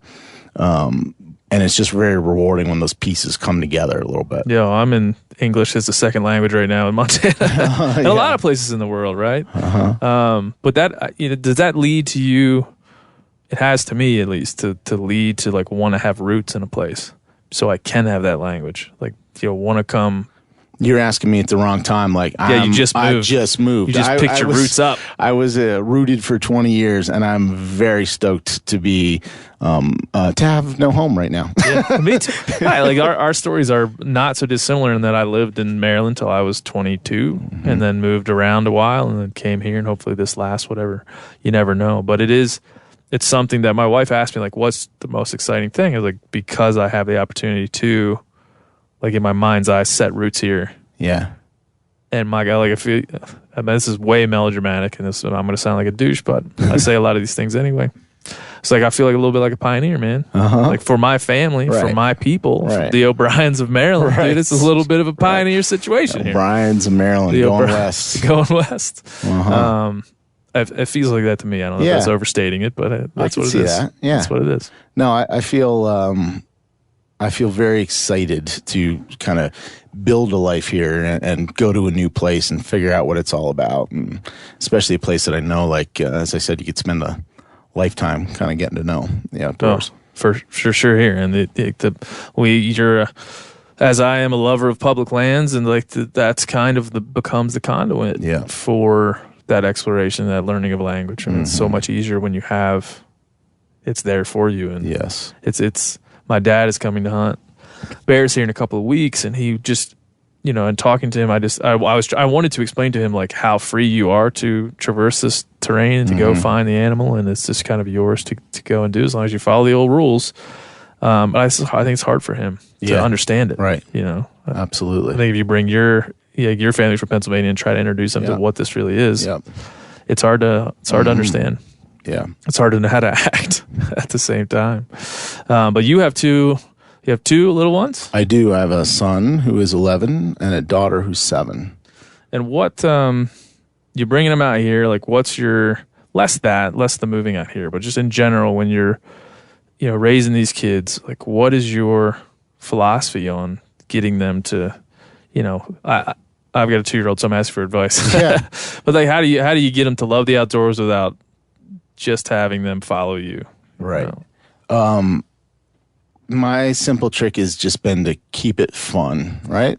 Knock wood, I still got a ways to go, but my kids they like the outdoors. They love to fish. My son's been tagging along on hunts with me. He hasn't hunted yet himself, but he will soon.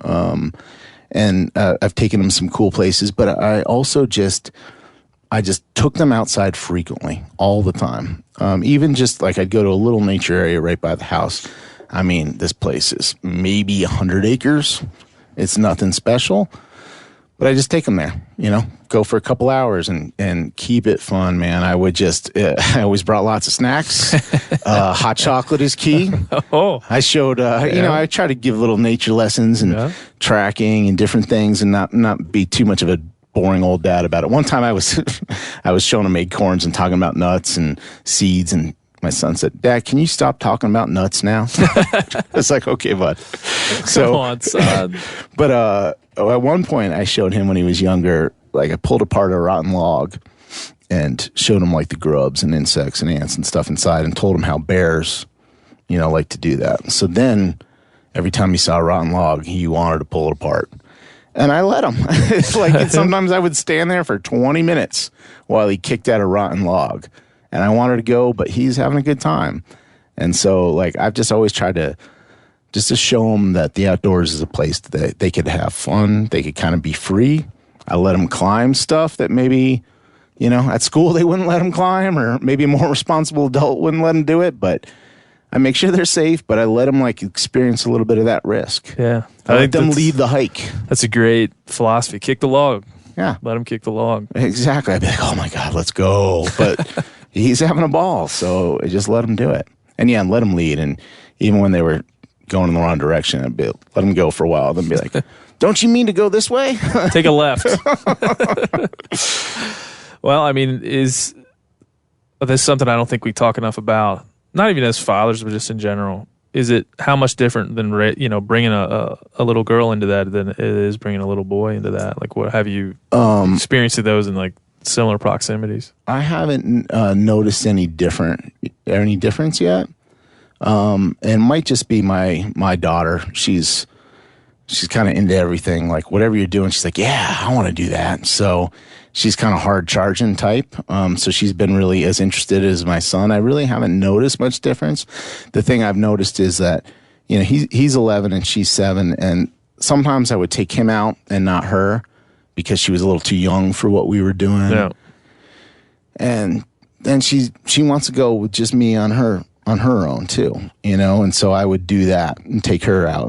That was a lesson to me. I didn't realize. I'm like, oh yeah, when you're older, I'll take you to do with this. But it was more the point of I was with Oliver alone, and she wanted some of that time. So I try to make sure I give them both that. I take them out together all the time, but a little bit of one-on-one time. I hear that a lot. I hear that from Giannis. I hear that from Steve a good bit. It's like to get that one-on-one time is like once there's competition for that time, it's so damn special to have the one-on-one time. And I go back to that the parents' philosophy, like let him kick the log, let him see. And I watched my dad doing that with my son, like takes him out in the backyard. Something I don't know. I guess I just didn't innately do. Like, here's this type of tree. Pull the bark off. Mm-hmm. Check it out. Here's the type of grass. Look at this bug right here. Check this out. And explaining it. He was doing it. My dad was doing it with a dinosaur diorama at the museum. He's like, look at this fish. And I'm just like, dude, look at the T-Rex. Right. And it's definitely something to learn. Like, the minutia of that stuff can really draw these kids in. I mean, one of the best days my son ever had, we were catching salamanders and newts and stuff in the spring, Got a little net in the bucket, let him collect a whole bunch of them, poured them out at the end of the day, let him go. But, I mean, he talked about that for years. Yeah. Little thing. Like, I would have been like, oh, yeah, look, see? And then keep going. But by letting him, like, turn it into a venture, you caught another one. I mean, he just went a long way. One day catching lizards went a long way. As it tends to do. I want to talk a little about conservation, because it's a word that we use a lot. We tend to use that in every other sentence. It's an interesting, as you try to dissect what conservation means to different people, kind of through what prism in which you view conservation. How would you describe like your like your priorities when it comes to wildlife conservation and habitat and those types of things? Do you have a tracking philosophy or the way you look at our issues that we need to face and some of the successes we've had? Yeah, that's a really good question. That's me stalling while I think. I do. No. That's my favorite. My last podcast, we had a pair of professors from the University of Montana, and every time I ask them a question, they're like, great question. Well, I mean, it's something I think about a lot, obviously, because it's my whole career. I've been very focused on that, and it's a bit of a challenge, as you know, for people like us when we're talking about that with everyday sportsmen in the media we do. Man, it could just be such a bummer, right? It could just turn people off, or it sounds like broccoli. It certainly doesn't surprise or delight them anymore that we talk about it. Right. So,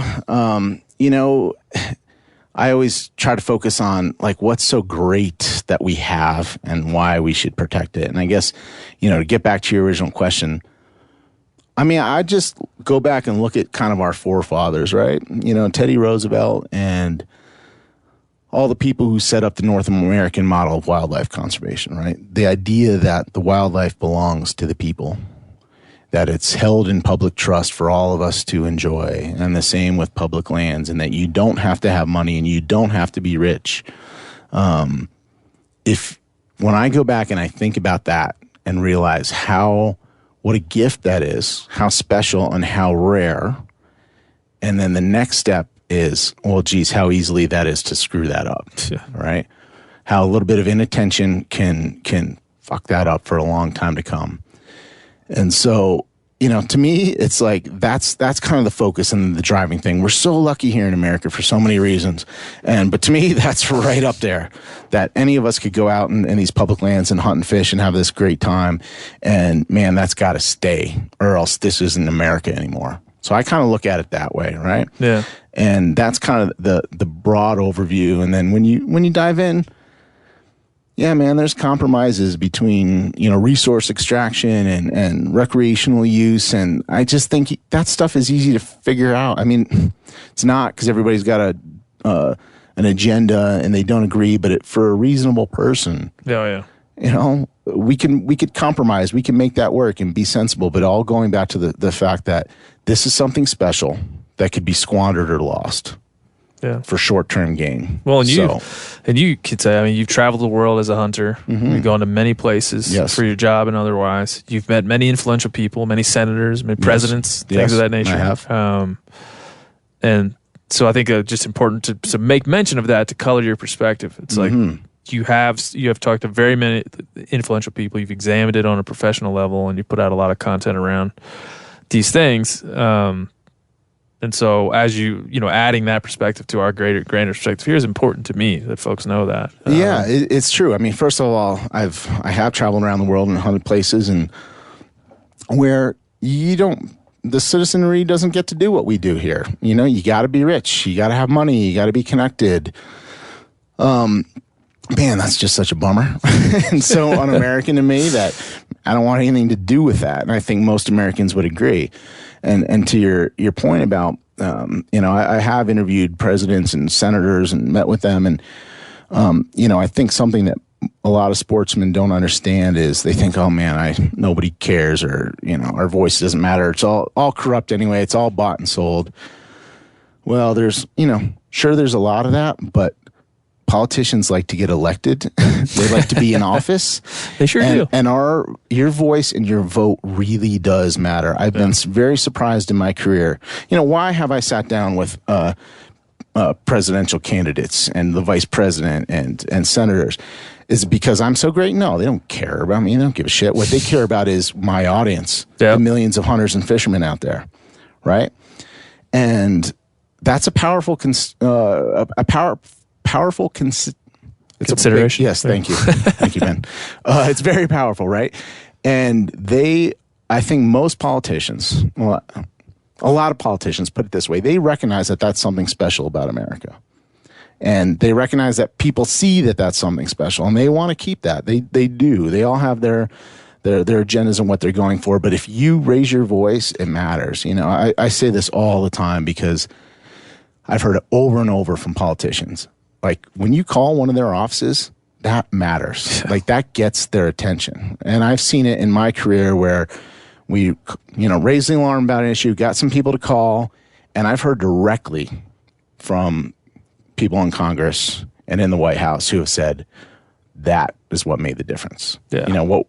They're saying to me like, we did it, but we didn't do it. We just told sportsmen to call, and they did it. Yeah, that's cool. And I find it to be quite the responsibility, and one that I feel, I'm a young man. I've screwed it up in the past. I'll probably screw it up in the future. It's like the ability to have the responsibility to go dive into these issues and to translate them in such a way that gets people passionate about things that are important. Is tough. We talk about it in our editorial meetings all the time. Like we have these confirmation biases in our room internally. As we said, we're mostly just a bunch of white dudes with beards. Like that's just what we are. It's true. Guilty.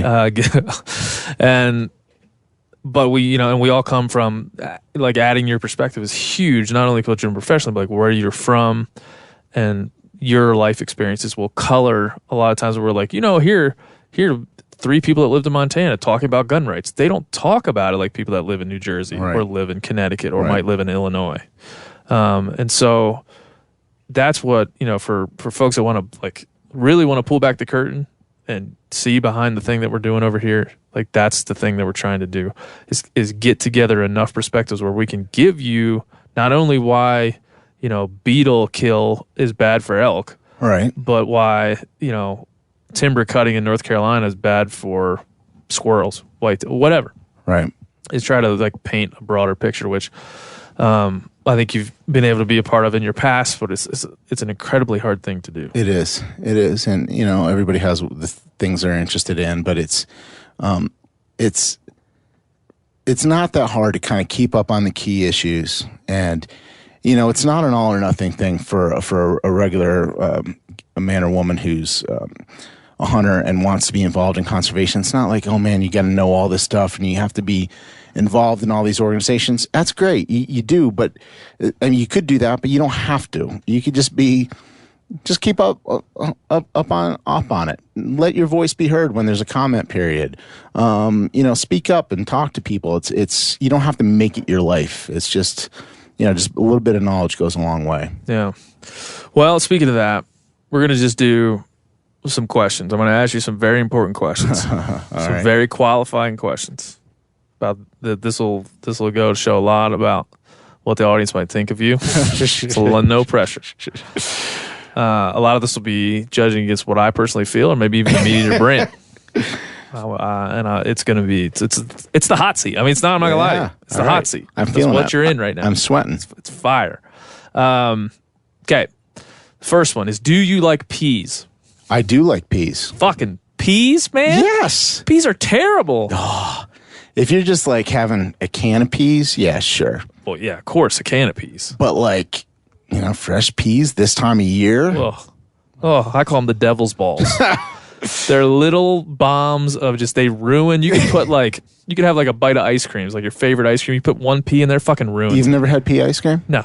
You know how I figured this out? It's because I'd be eating shepherd's pie, and I love shepherd's pie. And I'd be eating it. I'd be like, what's that weird taste that's ruining the rest of my shepherd's pie? Oh, it's a fucking pea. Yeah. Does it bother you that MeatEater here is located in a complex of a former pea cannery? Yes, it does. I've spoken out about this. No one seems to want to listen to me. Our CEO was like, no, we're not going to move our offices because you hate peas. I'm like, well, I thought I'd give it a shot. Well, we're going to agree to disagree there, Ben, but I think you're wrong. You got any get on the stump for peas, man. It's fine. This is a debate we have to have. It's one of the key debates in our editorial office. It's are peas good for the country? You probably have never even tried the English dish mushy peas, have you? No. Nope. Never. No. Yeah. Next time you get fish and chips in a proper English shop, get the mushy peas. What do? Just mush peas up? Yeah, I think they put they just mush them and put butter in them. I mean, put some butter in there. It's not so bad. Butter, put salt. 4 parts butter, 1 part pea. Might be into there. Yeah. Okay, mushy peas. We'll try that. All right. So that didn't go so well for you. No. That was a demerit. And by the way, I'm talking to my boss right now, so it's not going good. It's not going good. Do you or have you ever watched the show The Bachelor or The Bachelorette? No, never. For principle's sake, or just not? Just not interested. No reality television. I watch some of the cooking shows. Yeah. Like I'm a Top Chef person. Oh. I like that. Right. But no, hey, listen, I'm not too much of a snob to say I enjoy some trashy TV. But The Bachelor is one that I've never watched. Never Yeah, seen. I can't say I watched a lot, but I did watch it with Cameron Haynes recently, and it really got me. Like, I was caring about those kids, Colton and Cassie. They belong together, dude. They belong. They need to be together forever. All right, so nothing there. What about Game of Thrones? You like that show? I'm with Steve Rinella on that one. I've Really? never watched the Game Never of Thrones. watched the Game of Thrones? I haven't. I know I'm This is like not going good. It is. It's going very poorly. Whew. I'm about to start watching Game of Thrones though, Are you? because You're I didn't have HBO. I could watch it now on one of my streaming things, but like I don't know, the commitment sometimes gets to me. It's a mere 80 hours. Like you're moving, you don't got a lot going on. You're moving your family across the country. You got a new job. You take your free time and you go on the Thrones. 2 hours a day for what's that? 40 days, like a month and a half, and you're through it. No Well, I big deal. did that with Breaking Bad. Oh. I never watched that, and I finally got sick of being told how like out of it I was. And it was great. Right? It was awesome. Do you like dragons? I'm indifferent to dragons. You're different to dragons. Okay. All right. Me too. I don't have any like real dragon feelings. Other than the dragon tattoo I have on my back, of course. Yeah, full. Yeah, it's full my back entire back. But Everybody from New Jersey. That's a secret that no one knows. Everyone from New Jersey has full back tattoos, full dragon tattoos. All right, that's fine. All that is fine. yeah, it's not going well. It's not going great. Turkey hunting. Would you wear a vest or would you wear a pack? Oh, I wear a vest. Okay, now we're getting it. Yeah, Now we're I'm getting old there. school. People out here in the West are like, I'm sorry, you finally got an East Coaster on the show. They're like, we wear packs. No, vests are way better. Where are you carrying your Yes. box call? Right. And then they say, we don't carry box calls. And I say, fuck you. Yeah, that's your mistake number one. Yep. Because did you ever try to call a turkey? It was so easy. Yeah, box calls are awesome. Yeah. Yes, they sound so much like a hen compared to anything else. I feel like they are hands down best sounding calls. But yeah, a vest. I got one. It's got the little seat, flips out. Flips a seat out. Yeah, I mean, what else do you want? Nothing. Yeah, Nothing. Good. I put my decoy in the back there. I mean, Finally, come I come over, we put our vest on, we watch Game of Thrones. We eat on. We'll peas. put our seats down. We'll sit on the floor. Sit on the floor, we eat peas. It's all going to smooth out for us. Now, there's a lot of people that will say things like, I'm an archery only guy, all this bullshit. Do you have anything like, I'm an only this, like an archery only? Do you have any sensibilities to be only a thing? No, I kind of alluded to it earlier in the interview. I'm kind of a generalist. I like to do everything, man. I love to bow hunt. But I love to hunt with a rifle. I kind of do it all. I know this is the hunting collective, not the fishing collective. No, I tried to sneak that in there. But I fish all types, all kinds of methods as well, and love fishing of all kinds. But when I fish for trout, I pretty much exclusively fly fish. That would probably be my only. And these days, I find myself fly fishing more and more and more, no matter what species. Do you feel like that's the craft of it, or is it just like? I mean, first of all, a lot of times it's a better way to catch fish. Not always, but a lot of situations it will outfish what I'm doing with a spinning rod. And yeah, I just like it. I just like the craft of it. I like the cast. I like it's something that certainly I do more and more of, and probably less and less conventional fishing. Well, this is what's going to get real hairy right here. With this next thing it's Yeah. coming at you with. If you could spend the rest of your life fishing or the rest of your life hunting, you can only pick the one thing to do. This is what I will say. Because most people that come to the live shows ask this type of shit. They're like, if you could only eat one game meat, so you're going to have to get prepared for this question. Right. Of only fishing, and you're going to piss off 50% of the audience know. either way. I hate this I'm question. setting a trap for you. I've been asked this question before. It's like saying, if you could only have mountains or rivers, which would you have? Well, shit, man, they go hand in hand, It's true. right? And I feel it's the same way. But I'll play. Oh, I'll play I thought you were the going to end it at that. Like, that's a No. good answer. I was going to let you out of the trap. game. I would say hunting. Thank God. Yeah, hunting. It's probably no question. I love to fish, but I probably like to hunt a little more. It's something a little deeper, and certainly the food is a big part of that. Yeah. Being able to feed my family and fill my freezer is a big part of that. So I would say hunting. Okay, and then we're going to do two quick. Good, by the way. That's good. All right, good. We're really getting there. This is a very confusing conversation. If this doesn't go well, do I not even really set up my desk here? Do I just turn around? No, and go this home? is going to go well. You fire me. So this works. It's very nerve-wracking for me. Let's see. What else are we going to go with? We'll do a couple like ethical things that I think they're fun to talk about. Yeah. Catch and release, because we have to. We'll go back for the fishing folks. Do you have a feeling on? I'm not as much of a fisherman, obviously. I have this weird relationship with catch and release. I grew up eating smoked trout. I love to eat trout. A lot of people, talk about and preach about catch and release in the fishing community. Do you have a general opinion about the ethics and the efficacy of catch and release when it comes to fly fishing? Yeah, I'm a little confused by all of a sudden all the catch and release backlash. Yeah. Right? I would say some backlash, yeah. But I've been picking up on it in a lot more places. Steve and I are yeah, you guys aligned. are probably leading it, right? We're aligned. You're playing with your food or whatever. Yeah. I mean, give me a break. Don't overthink it, right? I got no problem killing some fish. Yep. I don't like a catch and release snob who makes somebody feel like a bummer because they're going to kill fish and eat it. Going back to kids, my son, I was trying to teach him a little bit about catch and release. No, man, he wants that sucker in the pan. So I'm bopping him on the head, and that's just fine, right? I think it's important to still eat fish. But so if I want to catch a trout and let it go, what's the problem here, man? Yeah, in your face. Yeah, I mean, now that's Renella's been saying it. I haven't said anything. I don't think there's any issue, especially if you're handling the fish right. You're not harming the resource. Back east, I fish a lot on the Upper Delaware River for trout. Terrific tailwater, great river, all wild fish. And in the summer, it could get a little hot, and the water can get a little warm if they're not doing the right releases. Well, will stress the trout for catch and release. So I don't fish. I do something else that day. But if the water conditions are great and I can catch a trout and release it and it's just fine, if you think I'm playing with my food, well, tough break. I like to play with my food. I'm not gonna come back at you for that. Tough break. Finally, we got to the true Licata. It's coming at you hard, people. Right. He's catching and releasing all day. There's nothing you can do about it. Okay. Grip and grins. What do you feel about them? I mean, hey, look, you're happy. And here's this wonderful animal. I think there's nothing wrong with them. I think in the day now in social media, recognizing that your grip and grin is not something you're just showing your buddy or hanging on the corkboard at the tackle shop, that it's something that could go viral, as they say. And you just put it on your Facebook, all these people are saying it. So I think hunters need to be a little smarter about it. Mm-hmm.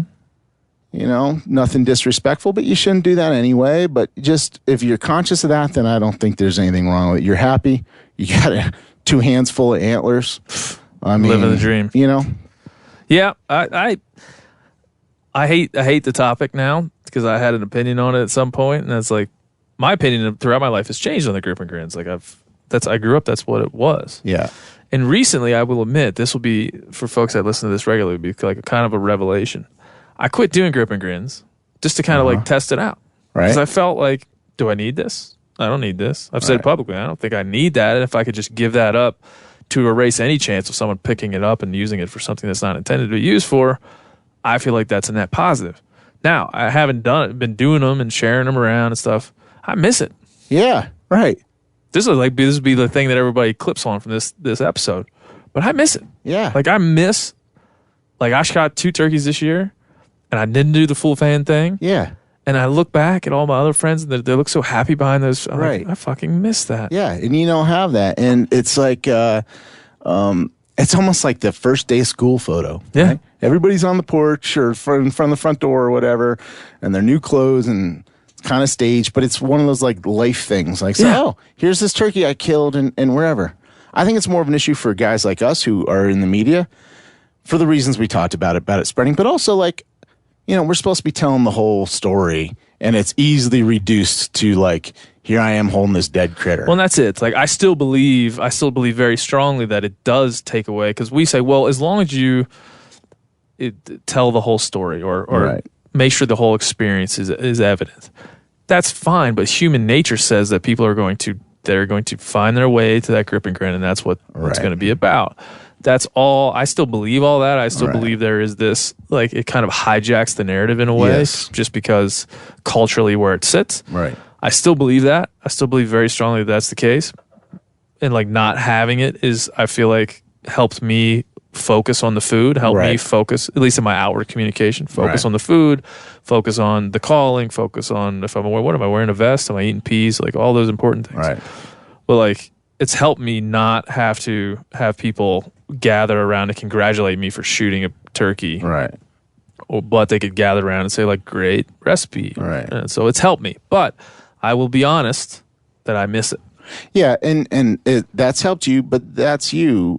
Like the average guy, he doesn't need to tell a story. No. He doesn't need No. to tell the whole story. Hell no. He went out and killed the biggest buck of his life, and he wants to show his friends. That's the story, man. He can tell the rest of it over beer and all the hardship that went into it. Well, like you but, said, your dad, my dad, it's kind of Yeah. the same thing. My dad never traveled outside of Maryland until I started doing it. He's like, oh, look at that. yeah. That would have never been. If I would have brought that up with my dad or somebody in that hope he would've generation, punched you. punch me right in the nose. Be like, you're overthinking it, you little puss. Like, Right. right in the nose. That's what I would have got. Yeah. But here we are, like dancing around this like it's on fire. Right. And I like it. This is an admission. It's hard for me to say. I miss the grip and Yeah, grin. So there I'm you probably go. gonna have to do some big mea culpa around grip and grins, where I say like, you know what I was saying about that. But yeah, I'm there, and I met with a group of college kids at the University of Montana a couple weeks ago, and to hear them talk about grip and grins or talk about catch and release or just to generally hear how they talked about hunting, they started using words like sustainability and all these keywords that really like warmed my fucking Yeah. heart. And I realized that because these conversations are being had out in the open and they're being able to listen to people talk through the good and the bad of these things, I feel better equipped to come up with the right answer to the questions that right. their generation and my generation has to answer, because we can't just walk into a room. You certainly can't walk into a room in New Jersey in most places or New York City and go, I love to kill animals. Yeah. No. And not have to explain that away. No. So anyway, grip and grins maybe back on the table for me. I don't know. Yeah, I love it. I'm a little bit nervous about that. This is good. I'm gonna have to delete this whole podcast now that I said that. All right, you got any questions for me? Anything that you want to ask me? Maybe my other favorite vegetables, things of that nature. Yeah. So, what is Hit me your up. favorite vegetable? Well, I wouldn't say any of them are my favorite. I wouldn't say I'm loving it. I think my favorite vegetable is cauliflower. Oh, yeah. You hate cauliflower? No, I like cauliflower. yeah. I like it fried. You fry it up? Yeah, you like mash it up? No, you batter it. Oh. Not batter, like heavy batter, like bread it, right? With like breadcrumbs.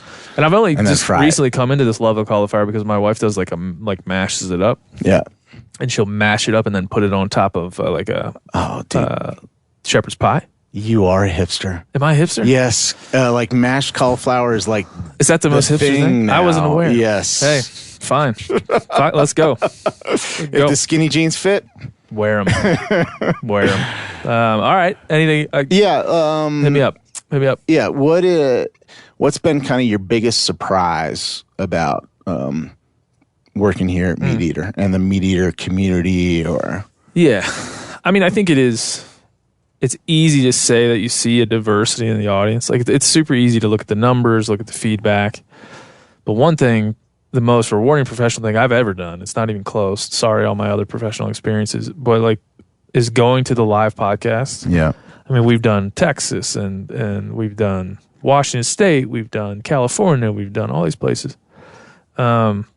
Is seeing these people face to face and in all these different places. And somebody asked me, like, what does that mean to you? It means that I was able to see like the physical manifestation of what this means to people, Yeah. and not just a certain type of people, because we certainly have talked about, I've said this publicly on this show and I'll continue to say it. I think my demographic is like 60%, 25 to 34, 91% male. Yep. And like that's in my head how I think about who I'm talking to. But you go to these live podcasts and you see the power of Steve Ranella and Callahan and Giannis and people that have like cultivated and manifested this thing before I even wanted to be a part of it.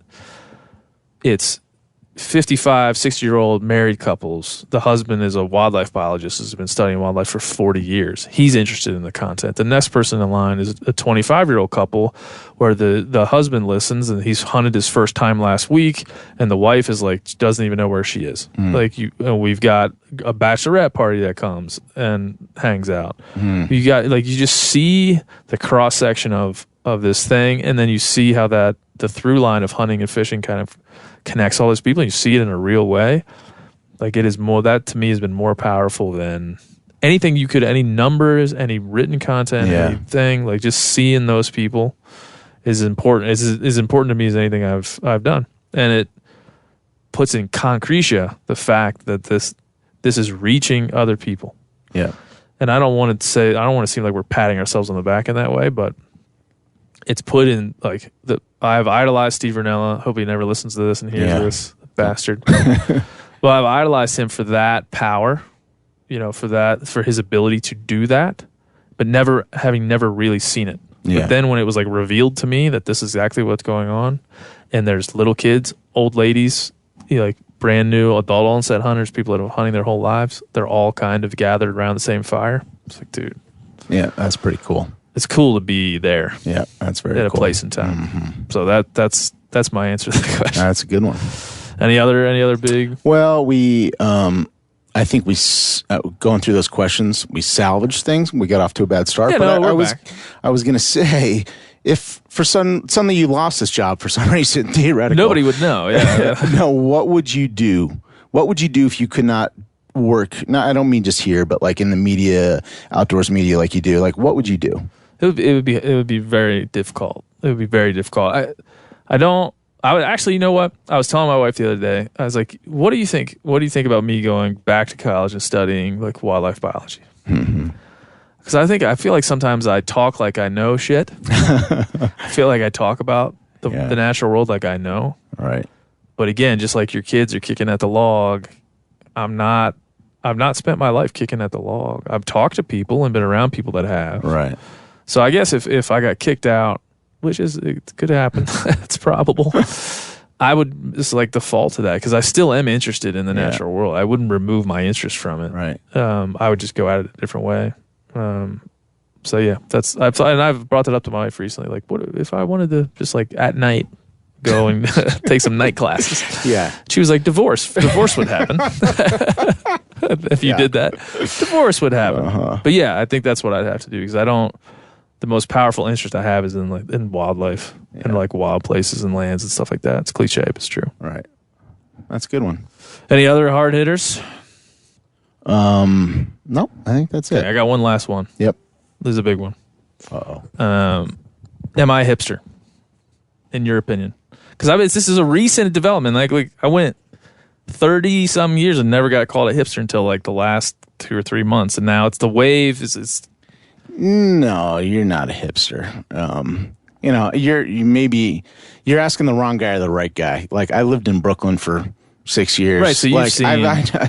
I know a hipster, and you maybe have some stylistic touches, but you're not full on hipster. Okay. Not full on hipster. My goal is to be in the middle of the road at the average at everything that I do. Yeah, and that's what all right. Yeah. All right, that's good. I feel like we ended at a good place there. Now we got a couple of segments we got to do. We don't have to do. We like doing them. Mm-hmm.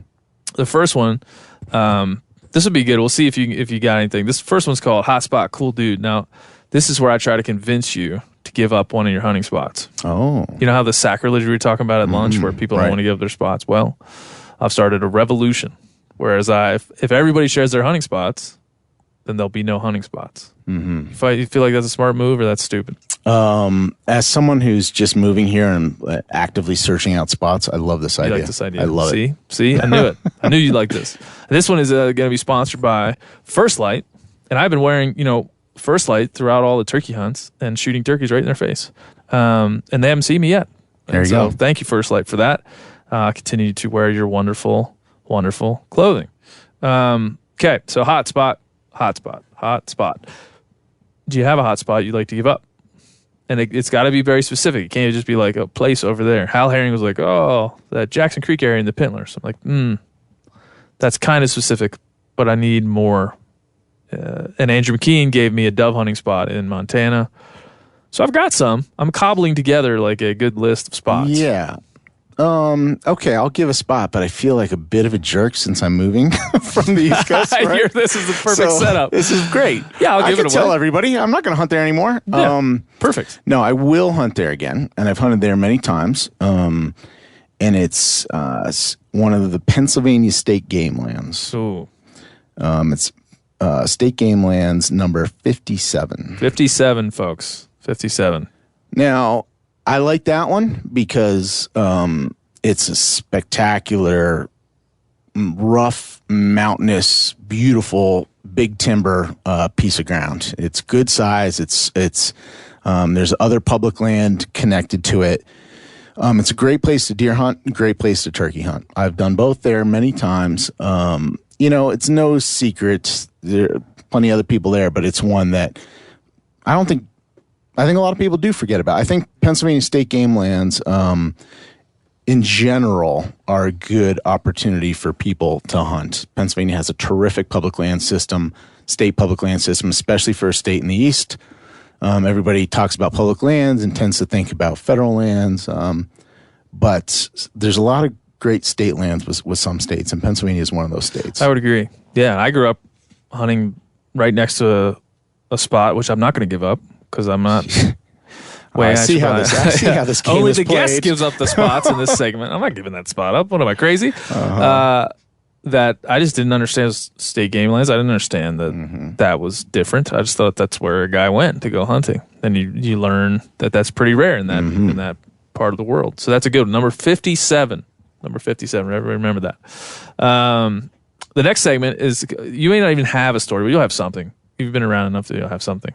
It's called Damn Near Died, and this is brought to you by Yeti. Welcome to the segments, Yeti. We like having you around. You make quite a fine cooler. What did I use? I used in the back of my little camper rig there. The other day I opened up my Yeti cooler, my Tundra, and inside of it was a turkey foot, a 6-pack of beer, and a jar of pickles. Oh, that's you've been doing something fun. I was like, God, that's a good time. And so that's thanks, Yeti, for providing the vessel in which to put all the most important things in my life.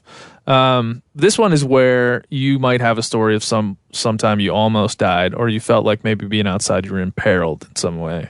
Do you have one of those in mind? Yeah, I have a couple dodgy situations. The one I'm going to tell, it's not that dramatic of a story, but I'm going to tell it because I think this is a way a lot of people die and get into trouble. I was hunting in the Adirondacks, big country, public land up in upstate New York. Nobody around, really far out there. I was camping. I was with some friends, but nobody really knew where I was going for the day. It was not that cold out when I left camp, and I wanted to go light. I was going to cover a lot of ground. I did not bring a shell.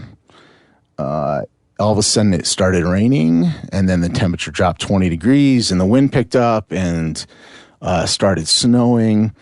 And I wasn't in real danger. I knew I could hike back to camp in time before dark. I didn't get lost. I knew my way, but I was this happened pretty recently, about 2 years ago. I was shocked how quickly, I don't know that I was hypothermic, but all of a sudden it was getting that core temperature takes a freaking dive. And I was shaking a little bit. I was starting to lose my focus. I was starting to doubt which way I was going. I didn't even really have good gloves on. And so my dexterity was failing, and I was like, oh, geez, I work in the outdoor media. I've read this story before. I've written it. I don't like how this story ends. The April edition of Field and Stream. Right. And I guess why I'm telling it is, even though I wasn't near death, but it was me being kind of overconfident. And despite knowing how quickly something that could happen, be shocked by how quickly, by getting wet, not being prepared, sent me to a place physically where I was like, oh, if something did go wrong, then I would be in trouble. Yeah. No, we're working on some content projects around here, just that kind of thing. Because you get this, like, everybody wants to be either really, really practical or really Bear Grylls. Like, if you ever needed to jump off a waterfall Yeah, right. with a parachute and a machine gun, this is what it would look like. Right. Thanks, bro. Yeah, right. Yeah. Appreciate you. And so I appreciate that story just for that reason. But you didn't all, like, you weren't. No, you weren't I was fine, but I got scared is my point. I was experienced and I knew what I was doing, and yet all of a sudden it took a turn when nothing else was going wrong, and my body wasn't doing what I wanted to do, and it made me frightened. Yeah, I will admit to going bear hunting this week and being like, oh, I'm in grizzly country now. I'm like this newbie. I've hunted around. I know what I'm doing hunting. But like, I was just thinking of how quickly this stuff could go wrong. So I went straight back home, got the bear spray, got my medical kit out, replaced everything that was not in there. Like, don't be a dumbass. Right. Don't go out unprepared just because it's only a Saturday. I'll go out. It doesn't matter. All right. So yeah, that's a good damn near diet. I like that one. Well, welcome to the team, my friend. Glad to have you here. Sincerely glad to have you here, and glad to add your voice to all the other things that we're doing, and glad to have your leadership going forward. Thanks, Ben. I'm really happy to be here. It's going to be a lot of fun. Good. That was me sucking up to my boss at the end of the podcast. Well done, sir. See ya. That's it. That's all. Another episode of the podcast in the books. It was a good one. Welcome to Mr. Licata, and welcome to a brand new podcast, Cows Week in Review. So a lot of new stuff happening there, but happy to have those guys on board. Happy to have a new podcast, Cows Week in Review. Can't say it enough. It's one of my favorites, man. It makes me laugh. Cows this is unintentionally funny, for sure. What else we got to say? Now, everybody needs to go to the THC at the MeatEater.com. That's THC at the MeatEater.com. You got to email me there. You can email me with really any, like as we did in this podcast, really any query, anything that you want to say in regards to the conversation we've had from any of the 60 episodes that we've recorded. But in particular, I want you to email in an audio recording. You take the notes out on your phone and hit record, talking to it, and then email it. It's easy, super easy to do. And then we'll play some of our favorites when they come in and they're eligible to be played on the air. So keep them under 2 minutes, keep them clean, keep them nice.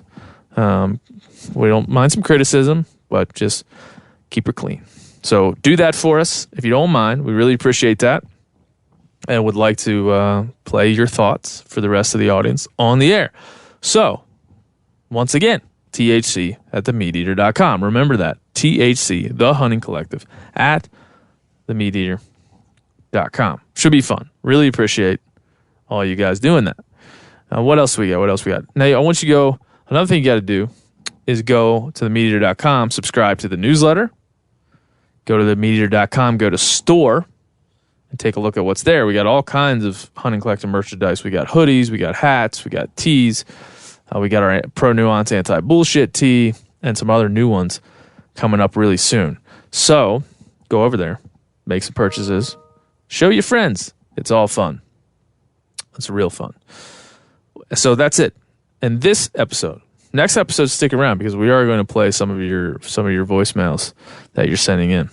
But for this episode, we're just going to get out the door with a little bit more Devil Makes 3. Old number 7.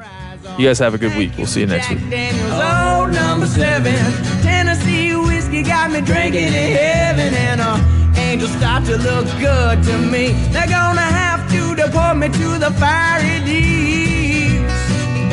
Oh, to the fiery deeps. Drinking in the fiery deeps. Oh, to the fiery deeps. Drinking in heaven.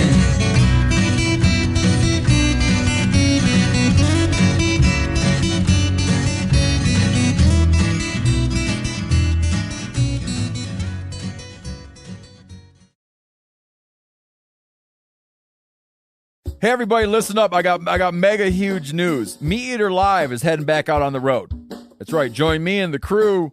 Clay Newcomb, Cal, Yanni, Spencer's going to be there. Phil the engineer's going to be there. MeatEater Live, headed back out. Now, when you get every ticket, okay, every ticket you buy, you get a signed copy of our new MeatEater Outdoor Cookbook. This tour is celebrating the release of the book. Buy a ticket, get a signed copy, MeatEater Outdoor Cookbook, wild game recipes for the grill, smoker, camp stove, and campfire, which I'll point out is a $38 value. Here's where we're going to go. April 23rd, the Mesa Arts Center in Mesa, Arizona. April 24, the Balboa Theater in San Diego. April 25, the Grove in Anaheim, California. April 27, the Crest Theater in Sacramento. April 29, the Union in Salt Lake City. April 30, the Egyptian in Boise. May 1, the Wilma Theater in Missoula. May 2, the Bing Crosby Theater in Spokane, Washington. May 4, Revolution Hall in Portland, Oregon. And May 5, the last day of the tour, Pantages Theater in Tacoma, Washington. For tickets and more information, visit the events page at themeateater.com. Hope to see you at the show.